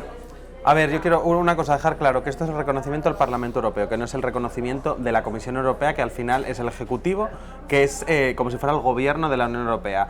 El Ejecutivo de la Unión Europea, la Comisión, se ha lavado las manos y ha dicho, ala, los países, vosotros... Buena apreciación. Que es un gesto, vamos, quiere decir. Sí, efectivamente, esto es un gesto, es como si el Congreso hace un ejercicio de grandilocuencia diciendo, os reconocemos, pero al final, efectivamente, no tiene nada. Buena apreciación. Ahora son los países. Dos, sabemos que el lunes hay varios países, España, Reino Unido, Francia, Alemania, Polonia y no me acuerdo el resto, que van a reconocer efectivamente a Juan Guaidó como presidente. ¿Llega tarde? Pues posiblemente sí. Ahora, yo creo que el gobierno, concretamente Borrell, el otro día dijo una cosa que hay gente que está criticando, pero que a mí me parece muy cuerda y es una cosa a tener en cuenta. Ha dicho que lo que no se va a apoyar desde el gobierno de España es otro régimen. ¿Qué quiero decir? Cuando dio el golpe Hugo Chávez, casi todo el mundo aplaudió dio palmas porque se acababa con el periodo de corrupción y llegaba este señor que parecía el Mesías. Hoy en día estamos en el punto en el que estamos. Por eso lo que yo creo que quiere decir el gobierno es que no quiere un cambio de régimen similar al que ocurrió en ese momento, en el que sea cambiar a Hugo Chávez para poner a otros que vayan a hacer lo mismo. Entonces yo creo que eso es muy importante, que hay que garantizar unas elecciones libres en las que efectivamente los venezolanos decidan lo que quieren o no quieren. Y yo es que siempre soy de los que opinan que cuanto menos injerencia en cuestiones de otros estados, mejor. Pero es cierto que esto ya es... Hay veces que la está en una situación clama al cielo, Pepe. Sí, pero por ejemplo ya ha dicho el señor Guaidó que está pensándose que pedir una intervención militar de Estados Unidos. Bueno, eso ya... Eso yo ya creo que es bastante... Pero eso ha dicho Guaidó, pero... Eso ha dicho Guaidó, lo he leído justo antes de venir, que está planteándose que podría incluso, pues eso, pedirse una ayuda militar a Estados Unidos. Ahí perdería muchos de los apoyos que ahora mismo atesora Juan Guaidó. Miguel, opinión respecto a esta crisis de los hermanos venezolanos. Bueno, básicamente que tenemos un régimen antidemocrático, un régimen que tiene que ser derrotado, pero claro, esto lo comentamos ayer aquí en este programa, Rafa, que es que la otra alternativa, que es Guaidó, pues hemos dicho que es un masón y tal, Pascual, y que lo que ha dicho Pepe hace un momento, que claro, quitamos a uno, pero a ver a quién ponemos. Ojo, y lo del régimen antidemocrático, Arabia Saudí no respeta los derechos humanos y estamos todos los días el rey amiguito ¿sabes? Es que claro, en cuestiones de terceros hay que tener muchísimo cuidado. Y yo te digo una cosa, en el caso de Venezuela no va a ser lo mismo, pero mira lo que ha pasado en Libia cuando echaron a Gaddafi. Sí, que entraron ¿Cómo está Libia ahora mismo? Un estado fallido. En Irak. A Saddam. Claro, entonces lo que no puede ser tampoco es entrar allí como un elefante en una cacharrería para luego dejar un país totalmente dividido y destrozado. Eso es lo que no se puede hacer. Y por eso creo que la línea de convocar elecciones libres está bien, y para ello reconocer a Guaidó, porque lo que tampoco vale es que sea el propio Maduro el que convoque unas elecciones libres sabiendo de dónde venimos, de unas elecciones presidenciales que no fueron libres, con lo cual está bien el reconocimiento. Ahí está el problema de quién va a organizar eso, esas elecciones libres, porque como las haga Maduro ya sabemos lo que va a salir, y que es la administración actual. Y a ver desde qué punto tiene Guaidó esa fuerza, digamos, para hacerlas él, y para que no haya muchos problemas, porque Maduro no le veo yo por mucho ganas de irse, ¿no? Guaidó, la fuerza la tiene Guaidó en el momento en el que tienes un reconocimiento internacional. En el momento en el que los países, sobre todo de tu entorno, con los que limitas, ya te están reconociendo, ya Maduro tiene poco que hacer. Poco margen de maniobra. Sí. Caballeros, ha sido un placer. Pepe, como siempre, mil gracias. Miguel, como siempre, mil gracias. Raquel, te voy a pedir a ver si podemos contactar en directo con la rueda de prensa del Consejo de Ministros, Isabel Celaá, ministra portavoz. Tenemos, venga, pues vamos a ver si podemos escuchar si sigue abordando el asunto venezolano o no es el caso. Consideren que propiciar la tramitación de estos presupuestos va en beneficio del interés general y del interés de todos los ciudadanos y ciudadanas, también los catalanes y las catalanas. Por eso lo que pedimos es moderación, racionalidad, sensatez. No vamos a tratar de apaciguar las emociones, vamos a intentar que efectivamente las cuestiones que más emocionalmente se vean puedan ser más moderadas para que no se susciten otras pasiones.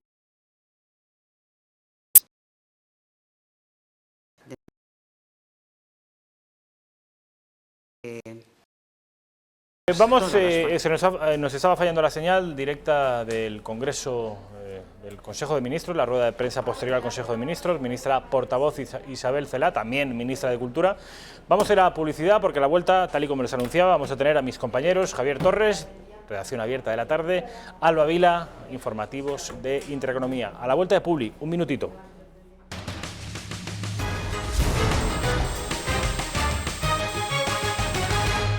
Ya estamos de vuelta en la redacción abierta, son las 2:05 de la tarde, es la redacción abierta de la mañana, la auténtica redacción abierta, la verdadera, la que tiene calidad, la de la mañana, la que va desde las 12:30 hasta las 2:30 de la tarde. En todo sentido, Rafael. Estamos con Alba Vila. Alba, ¿qué tal? ¿Cómo estás? Hola, ¿qué tal? Muy bien. Periodista, informativo de Intereconomía, Javier Torres, ¿qué tal? ¿Cómo estás? ¿Qué tal, Rafael? Me dice Javier Torres que él no tiene costumbre de que le demos la mano en directo, de manera que estoy aquí intentando sostenérmela, pero... ¿Por qué no, Rafael? No. Yo te saludo. Vale, pues nada. Muchas gracias por la invitación a tu programa, ¿eh? Nada, un placer. Ha sido una bienvenida... ¿Un poco tardía, quieres decir? No, tardía no, un poco fea hacia tu compañero. Pero si he dicho que... Es así, Alba, no le des más vueltas. O sea, Rafael ya sabes que... Te perdonamos. Le gusta siempre tratar de competir con sus compañeros, pero bueno, nosotros aún así seguimos queriendo a Rafa. Saben ustedes que yo tenía un programa por la tarde, la redacción abierta, que era un programa, en fin, que entre todos habíamos conseguido situar con cierta influencia, y de buenas a primeras veo que como consecuencia de unas gestiones oscuras de mi compañero Javier Torres, me quedo yo sin ese programa y me mandan a mí a la mañana. Bueno, en fin, es algo que sin embargo acabaré perdonándote. Obviamente es todo broma. Porque tú estás muy incómodo en este horario, ¿no, Rafa? No, la verdad es que me gusta. Ajá. Y ya en una semanita ya hemos conseguido cuadruplicar la audiencia, cosa que me felicito por ello. Bueno, están aquí mis compañeros para hablar obviamente de la actualidad política. Saben ustedes que Quim Torra, el presidente de la Generalitat, ha hecho unas declaraciones hace muy poquito tiempo, coincidiendo con el traslado de los presos separatistas a cárceles madrileñas. El día 12 de febrero va a empezar el juicio del procés. ¿Qué ha dicho Quim Torra? Aparte, obviamente, de dar un apoyo cerrado a los golpistas o a los presuntos golpistas. Alba Vila, el presidente de la Generalitat. Sí, acaba de comparecer hace apenas unos minutos en el Palau de la Generalitat. El presidente ha vuelto a mostrarse como víctima y ha pedido ayuda internacional a la Unión Europea. También ha enviado un mensaje a Pedro Sánchez. Dice, le pide a la Moncloa valentía y coraje para defender los derechos y libertades que hay en España y también, no me acuerdo qué era lo otro. Derechos y libertades que hay en España. Eso es. Y que la única fórmula, es decir, ese gesto que tanto reclaman desde el separatismo para pedir el apoyo a los presupuestos, diálogo y negociación y derecho de autodeterminación en Cataluña. Es decir, lo de siempre, que esté la comunidad internacional pendiente del juicio que se va a celebrar en Madrid, porque conociendo a España, de este país no puede salir nada bueno y seguramente los jueces no sean tales, sino que estén muy probablemente a juicio del Estado, un Estado que los va a condenar por delitos gravísimos, que en cualquier otro país serían condenados incluso a más pena de la que presuntamente se les va a condenar en nuestro país. Bueno, tal es así que esta mañana Aitor Esteban, lo hablábamos antes Javi y yo, ha dicho en una radio que hay muchos de estos jueces que quieren castigar a los presos independentistas. Que quieren castigar, bueno, pues ya me contarán ustedes. Están pidiendo además observadores internacionales y están reclamando a la vez un derecho de autodeterminación, que ¿saben ustedes cuántas naciones de las 194 que están ahora mismo alojadas en las Naciones Unidas, saben ustedes cuántas naciones reconocen el derecho de autodeterminación? 0, ninguna. Hubo 2 naciones en el pasado que eran la URSS y Yugoslavia, que lo reconocieron, y ya me contarán ustedes cómo acabaron estas 2 naciones, implosionando en un proceso de balcanización. Hoy ningún Estado, de manera que esto que reclaman ellos de la autodeterminación como si fuera algo muy natural, pues no opera en el escenario internacional. Javier Torres, que veo que te estás muriendo de la risa, cuéntame cuál es tu opinión, ya no te pido información, que ya nos la ha dado Alba, tu opinión respecto del juicio. ¿Crees que esta gente va a salir finalmente condenada, y condenada por rebelión o por sedición? Yo por lo menos no me espero otra cosa. Eso ya lógicamente es a juicio de los magistrados, que son los que de verdad saben. Nosotros los periodistas nos encargamos de informar y podemos interpretar sí, pero sabes que hay cierta controversia con respecto al delito de rebelión, porque el delito de rebelión implica violencia. ¿Tú has visto violencia en estos meses de procés? Yo vi violencia desde el pasado mes de septiembre del año 2017.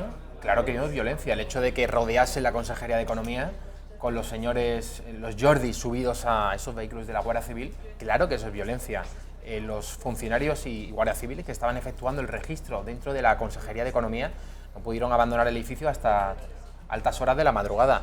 Eso, vamos, quien me diga que no es coacción y violencia, claro que lo es. Y todo el proceso, además, no solamente desde el pasado mes de septiembre del 2017 y el mes de octubre, ¿no? El referéndum ilegal del 1 de octubre, la declaración unilateral de independencia rodeando el Parlamento catalán, todo esto se ha cocido a fuego lento, Rafa. Tendremos que remontarnos a décadas atrás.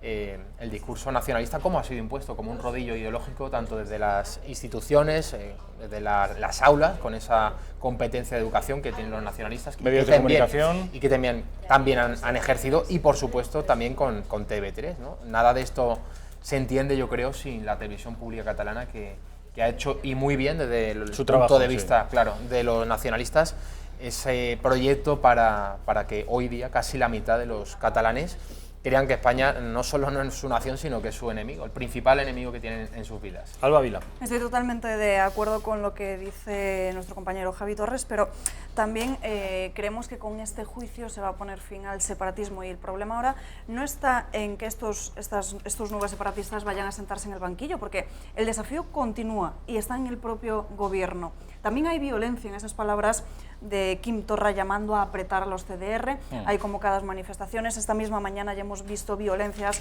a la puerta de la cárcel. También Arran y tanto los CDR han convocado muchas movilizaciones, ha llamado a salir a las calles aquí en Madrid por este traslado de los presos. Entonces, la violencia no es que haya habido violencia, es que la violencia continúa. Sí.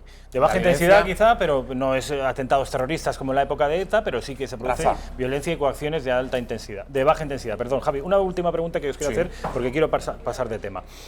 Cataluña se va a producir, como saben ustedes, un juicio, para ellos es un juicio político. Yo, y estoy seguro que vosotros tenéis la misma opinión, este juicio tiene que celebrarse, obviamente, y si son culpables ha de condenarse y tienen que pasar una serie de años en la cárcel. Pero, una vez que esto se produzca y la sociedad catalana se excite aún más de lo que está, como consecuencia de los fallos judiciales que se van a producir, ¿podemos fiar la unidad del país al Código Penal? ¿Podemos mantener a los catalanes dentro de España mediante la coacción legal? Rafa, recogiendo el guante de Alba Vila Laje. Cuando está hablando de la violencia he querido aportar una opinión más, sí, pero es que no me has dejado, Rafael. Yo quería decir, utilizando y empleando términos carmenísticos, que la violencia está incardinada en el ADN del nacionalismo catalán. Y no solo del nacionalismo catalán, sino de todos los nacionalismos periféricos. Todos los nacionalismos han desembocado en un grupo terrorista. En Cataluña, Terra Lliure, en el País Vasco, la banda terrorista ETA, y el de Galicia se lo sabe Alba Vila. ¿Cómo se llama el de Galicia? El Ejército del Povo Galego. Exactamente. Se llamaba. O sea que no es casualidad que las ideas tienen consecuencias y todos los proyectos nacionalistas al final desembocan en un grupo terrorista. Esto, desde luego, que no es casualidad. Vale, Alba, con respecto a mi reflexión, ¿se puede fiar la unidad del país una reflexión al Código Legal? Que no comparto del todo. Has hablado de la Cataluña exaltada. Excitada. Ha sido el término. Ha sido el término empleado. No estoy de acuerdo. No creo que la mitad o más de la mitad de los catalanes quieran romper con España. hablamos más de ellos, pero porque hacen más ruido. Pero en los últimos meses, incluso en el último año, hemos visto también esa parte de la Cataluña silenciada, la que ha salido a las calles a defender sus derechos y libertades. No comparto del todo, como digo, esa reflexión que has hecho. Bueno, sí, bueno, pues partiendo de esa base, obviamente que no todos los catalanes son separatistas, ni muchísimo menos. Ni siquiera la mitad. Ni siquiera la mitad, pues el 45% o incluso el 40%, me da igual. El caso es que el código legal no puede servir como obligación para permanecer en el país. Yo entiendo que deberíamos desplegar un relato, una narrativa política, cultural, sociológica para intentar mantener la unidad del país, no por la fuerza de la ley, sino por la fuerza de, llamarme cursi, pero de la solidaridad y de la hermandad entre los pueblos de España. Hombre, es que uno de los principales problemas, que aquí en Intereconomía, como sabes, siempre lo hemos denunciado, es el adoctrinamiento en las aulas y siempre desde que son muy pequeños. Hay que acabar con eso. Hay que acabar con eso. Es el problema que hay de raíz. Rafa, yo creo que hay una cosa esencial. Has dicho que no te llamamos cursi. Yo me voy a morder la lengua hasta sangrar y no te voy a llamar cursi, pero te apetece. He de decir, Rafael, que aquí hay una cosa muy clara. Hay unos señores que están infringiendo la ley, que quieren romper con la unidad de España. Entonces, el Estado está desde el pasado 1 de octubre, incluso me remontaré desde que rodearon la Consejería de Economía catalana en septiembre del 17, el Estado está ante una tesitura y ante una situación límite. O sea, es decir, aquí o ganan ellos o ganamos nosotros. Entonces, el Estado se tiene que imponer con todos los elementos y herramientas que le facilita la ley, principalmente con las fuerzas y cuerpos de seguridad del Estado. Con la ley se puede, Rafael, y estamos viendo que a los líderes separatistas no les va a salir gratis la broma de con la ley podemos frenar un golpe, pero a largo plazo no podemos mantener la unidad del país. Con la ley habría que decirle a los partidos que se llaman constitucionalistas, que por cierto vaya término cursi también, donde los haya, al PP, al PSOE, a Ciudadanos y Vox cuando entre en el Congreso, que son mayoría de 2/3 en la Cámara, podrían, por ejemplo, recuperar las competencias de educación. O sea, con la ley se pueden hacer muchas cosas. Y con la ley se les ha dejado y se ha mirado para otro lado durante décadas que allí se estuviese alimentando y generando un proyecto contra la unidad de España. Esto se ha hecho y es culpable tanto el gobierno de Zapatero, de Felipe González, como el de Aznar y el de Adolfo Suárez. Absolutamente todos. Bueno, pero tampoco le pidamos peras al olmo. El gobierno de ahora necesita el separatismo y no va a hacer nada que no les guste. Eso desde luego, se le espera. Este es el último gobierno en el que se puede confiar para enfrentar un problema de una complejidad como la del problema separatista. Vamos a cambiar de tema porque me gustaría que un breve debate, porque no va a dar tiempo más, entre Alba y entre Javi, con respecto a un asunto que es el conflicto VTC-Taxi, Taxi-VTC, que teniendo los dos, y yo, un perfil ideológico similar, obviamente, no somos ninguno de los tres de ultraizquierda, precisamente, sin embargo... un poco progres si quieres, Rafael. Bueno, yo soy un poco perro flauta, sí, bueno, sí. Pero el caso es que ellos dos tienen un perfil ideológico pues más o menos similar, no son personas de izquierdas precisamente, y sin embargo sospecho que en este asunto, conflicto Taxi-VTC, van a tener posturas diferentes. No os pido información, os pido opinión, análisis. En primer lugar, Alba Vila. ¿Te posicionas de alguna manera? ¿Tienes simpatía y por qué con alguno de los dos colectivos? Sí, es más, desde un primer momento me he situado a favor de los VTCs, porque hay una comparación que ha salido estos días por las redes sociales y no está del todo bien hacer esta comparación, pero al fin y al cabo es lo mismo. Es como si una librería de barrio pequeña se enfada porque Amazon venda libros. Es lo mismo, pero sí que es cierto que en las últimas semanas también es cierto que el sector del taxi, entiendo algunas de sus exigencias, entiendo que pidan regularlo, pero el problema no es el sector del taxi, el problema son las administraciones que durante tanto tiempo han alimentado a este sector. Yo sigo situándome a favor de los VTCs, pero siempre y cuando la administración se haga responsable y empiece a poner un poco de orden en todo este asunto. No se pueden vender licencias con unas cifras astronómicas. No puede ser que unas licencias pasen de padres a hijos, se jubilen y las revendan a un precio, como te digo, fuera de lo normal. Debería existir un fondo. Especulación, eso se llama especulación. Eso es. Debería haber un fondo en el que esas licencias, que es una licencia, te la vendo por tanto, cuando tú te jubiles me la devuelves y yo te la vendo por un precio razonable. No lo que se está haciendo. Y luego el taxi, lo siento mucho, pero en los últimos años han sido ellos mismos los que han empeorado su imagen. Lo que no puede ser es que... Concreta. A ver, ¿por qué? Te lo digo porque a mí me ha pasado y lo he hablado con el señor Funes en esta misma mesa en el mes de verano. Sí. Que ellos te dirán que hay una aplicación que se llama TX Madrid, que la puedes descargar y si tienes algún problema con un taxista puedes poner ahí el problema que hayas tenido. Ellos te responderán y veremos qué pasa. Bueno, ahora mismo no porque están de huelga, pero cuando este sector vuelva. Sí. Por ejemplo, no puede ser que tú, porque no seas de Madrid, como por ejemplo es mi caso, se den cuenta, o no lo sé, intenten darte una vuelta gigante.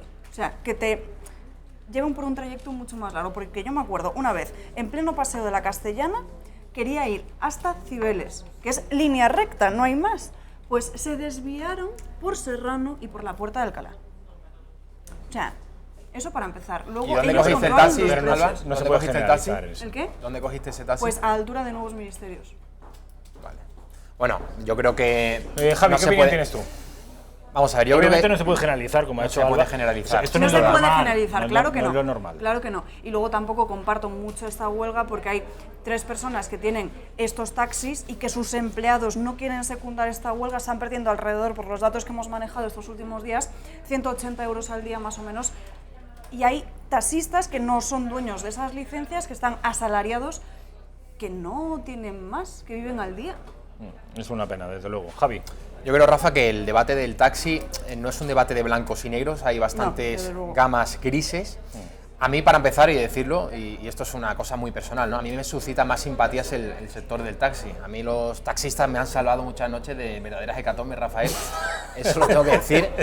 Pero creo que, y lo ha comentado Alba, a veces se emplean demasiados clichés contra los taxistas, que si son unos estafadores, que si nos dan vueltas, que si son sucios, que si son maleducados, que si no paran de hablar y yo quiero ir en silencio. Bueno, habrá de todo, lógicamente. Yo la mayoría de veces creo que he recibido un servicio muy bueno. Es verdad que si comparas con el VTC, si vamos al servicio, el del VTC es ligeramente superior. Por ejemplo, el hecho de que te den botella de agua son pequeños detalles que el usuario sin duda agradece. Aquí que vamos, al tema de la legislación. Yo creo que los taxistas tienen que aceptar que haya competencia, pero el Estado, y lo ha comentado Alba, lo ha hecho mal en un sentido, en que la competencia siempre tiene que ser en igualdad de condiciones. En igualdad de condiciones. Entonces, no es comprensible que un taxista tenga que hipotecarse para toda su vida pagando un dineral para adquirir una licencia y que los VTCs de pronto jueguen con otras reglas. O sea, en mitad del partido se han cambiado las reglas del juego. Ahí estoy totalmente de acuerdo con los taxistas. O sea, esas reivindicaciones son totalmente legítimas y justas, diría yo, además. Claro que sí, pero es como si tú haces una inversión y de repente a los 3 años te has dado cuenta de que ha salido mal. Vale, entonces, pero al final cada uno tiene que ser un poco consecuente. Pero Alba, aquí hay una cosa, que han cambiado las leyes en mitad del partido. Es que no es justo. Es que el dinero que les cuesta a los taxistas la licencia no puede ser que el señor Zapatero, cuando era presidente, con la ley Ómnibus, liberalizase el sector. Has leído Hughes, ¿eh?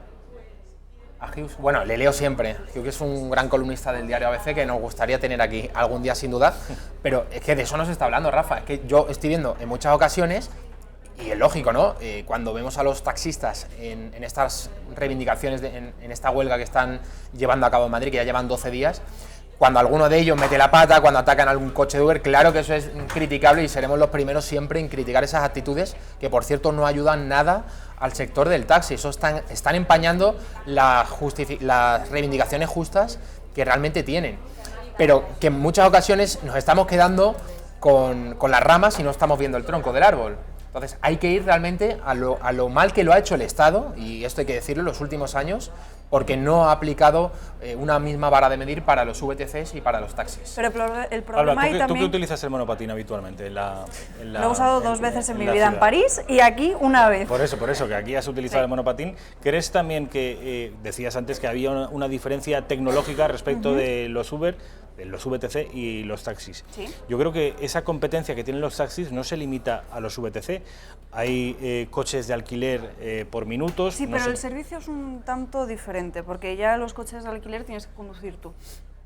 Pero es una alternativa también al taxi. Es una alternativa, vale, pero es diferente. Y los monopatines, y en fin, hay una serie de competencias que le surgen al taxi que, a ver cómo demonios. Yo creo que aquí el kit de la cuestión es: tenemos un colectivo de los taxistas que lo hará mejor o peor, pero es un colectivo de españoles que puede sufrir mucho con este nuevo desafío tecnológico al que nos enfrentamos. ¿Cómo hacemos para que esta gente no se vayan al paro y a malvivir el resto de sus vidas? Autocrítica y mejorar sus servicios. Lo que no es normal es que para empezar yo vaya a usar hacer uso de un servicio y no sepan ni cuánto me va a costar. Eso para empezar. Pero eso se lo impone la administración pública. Pues entonces la administración deberá regular eso. Pero el problema de esta guerra del taxi, como se pagar está por la acuñando, distancia, ¿no, Alba? Y no por el tiempo. Pagar por la distancia. Eso es. Eso estaría bien. El problema de esta misma creo. huelga que he visto yo durante toda esta semana, y además ellos mismos tienen este problema, es que esta guerra se está viendo que es como contra los VTCs y no contra las administraciones. Y ellos mismos, cuando fui a Fitur y hablé con muchos de ellos, no lo tenían. Fue, ¿no? El pasado miércoles fue. No lo tenían muy claro, porque unos te dicen, no, esta guerra es contra la administración para que regule, cumpla nuestras exigencias, y otros te dicen, no, la culpa es de estos señores, de este y de este. Al final se están equivocando, creo que en gran parte, un cierto sector de ese sector del taxi contra quien tienen que declarar esta guerra. Y así vemos luego violencia, tensión en las calles, etc. Bueno, de fondo, este debate, Rafa, esta crisis del taxi, no es otra cosa que un ejemplo más de lo que supone la globalización, el mundialismo, lo que supone. ¿Pero qué tiene que ver esto de los taxis en la globalización, pues Javi? No te entiendo, explícate. ¿Cómo que no me entiendes? Sí que me entiende. Sí, yo sí que te entiendo. O sea, me estás poniendo el trabo para que entre. No. Pero claro que yo sí te entiendo, pero los espectadores dirán, a ver, estamos hablando de una cosa casi muy castiza, no, hombre, que es porque los taxis VTCs... de Madrid porque se están peleando contra esta gente, claro. que les llaman los cucaracha, por cierto, que son como van de negro. Tú aquí metes la impuestos, globalización. Claro. ¿Me explicas por qué? Bueno, claro que sí. A ver. Los VTC, Uber y Cabify, ¿no? Por ejemplo, estas dos empresas que operan en España. Sí. Estas dos empresas, cuando pagan impuestos, lo hacen fuera de nuestro país. Eso para empezar. Bueno, ellos lo niegan, pero... Los conductores de los VTC pagan en España, las empresas pagan fuera de España. Entonces, al final es un modelo de sociedad y de economía, Rafa, que es que tú no sabes, al empleado no sabe ya no ves la cara de la persona que te está pagando. Sí. Entonces, entiendo la reivindicación natural del taxista de que él prefiere ser propietario a ser asalariado. El señor que conduce un VTC es asalariado y, por cierto, bastante mal pagado.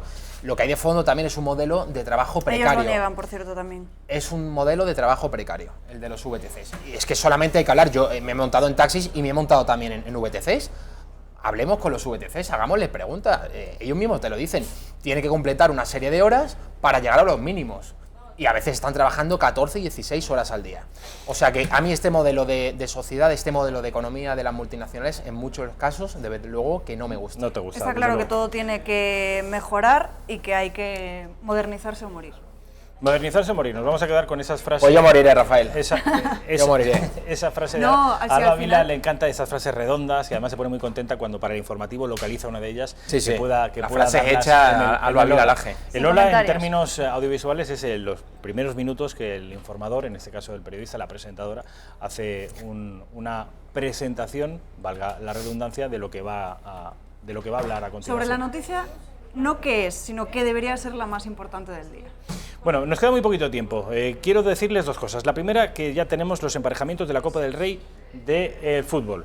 Saben ustedes que el Valencia se va a enfrentar al Betis y el Real Madrid al Barcelona. Bueno, yo creo que la Copa del Rey ya no interesa a nadie, Rafa. Bueno, ya no interesa a nadie. Y antes de que nos vayamos, me gustaría que vierais el siguiente vídeo que tiene que ver con la imagen que tienen, por ejemplo, los japoneses de nosotros, en concreto de nuestra gastronomía. ¡Viva Paella! ¡Viva Paella! ¡Viva, viva, viva! ¡Viva Paella! ¡Shanghai Paella! ¡Viva! ¡Honkaku Paella o otodoke! ¡Shanghai Paella Shintoujou! ¡Viva Paella!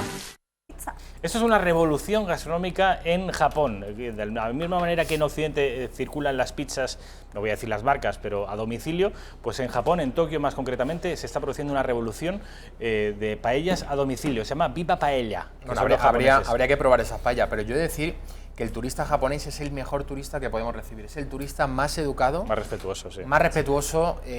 Además, creo que es el que más dinero se gasta cuando viene. Sí. Nada que ver, por ejemplo, el turismo japonés con otra clase de turismo que podemos... De otra nacionalidad, como por ejemplo, ¿cuál? Y sufrir, bueno, por ejemplo, la nacionalidad inglesa. Podemos sufrir en la costa catalana, en la costa valenciana, en Baleares. En Andalucía. En Andalucía, la zona de Puerto Banús también, en Marbella. Ese turismo inglés masivo, ese turismo inglés mal educado que genera disturbio, pues yo creo que nada tiene que ver, por ejemplo, con el japonés. Por y que le guste mismo, nuestra gastronomía lo veo norte. absolutamente lógico. Sí. Alba Vila, tú que eres de Lugo, que sí. desconoces por completo el fenómeno del turismo, Tampoco te pases. Que vamos, es una de las ciudades más bonitas de España, es pequeña, sí, pero es muy bonita y es preciosa. Y además el norte de España cada vez más, y Galicia en particular, recibe cada vez más turismo. Pero estoy de acuerdo con Alba. Yo soy uno de los fans que tiene el Hay que valorar la tranquilidad del norte, lo bien que se está, hombre, no la te vas temperatura, a ir al la temperatura que hace en verano, lo bien que se está. Y ya para una persona casada que puede tener un hijo, yo creo que es un plan muy bueno, irte a una zona tranquila de Asturias, de Galicia, de Cantabria, para pasar el verano, claro que sí. Y lo bien que se come también. Para la familia, exactamente. 30 segundos. Bueno, lo dicho, chicos, que mil gracias por estar conmigo esta última media hora del día y de la semana, y que haya suerte. Será para ti, porque la semana era para algunos no ha acabado. ¿Sabes cuál es mi frase del informativo? ¿Cuál? Javi todavía no tiene. Sí, lo que tengo. otros no le cuentan, o como otros no se lo cuentan. Disculpe, pero yo la Así tenía que antes esa... que tú. ¡Qué buena! ¡Qué Disculpa, buena! pero muy buena. en la reacción abierta tenemos una antes que el informativo. Gracias. Redacción abierta de Intereconomía de la tarde. Javi Torres, a partir de las 6:30. Informativo de Intereconomía con Alba Vila, a partir de las 8:30. Suerte, chicos, y con ustedes me veo el próximo lunes.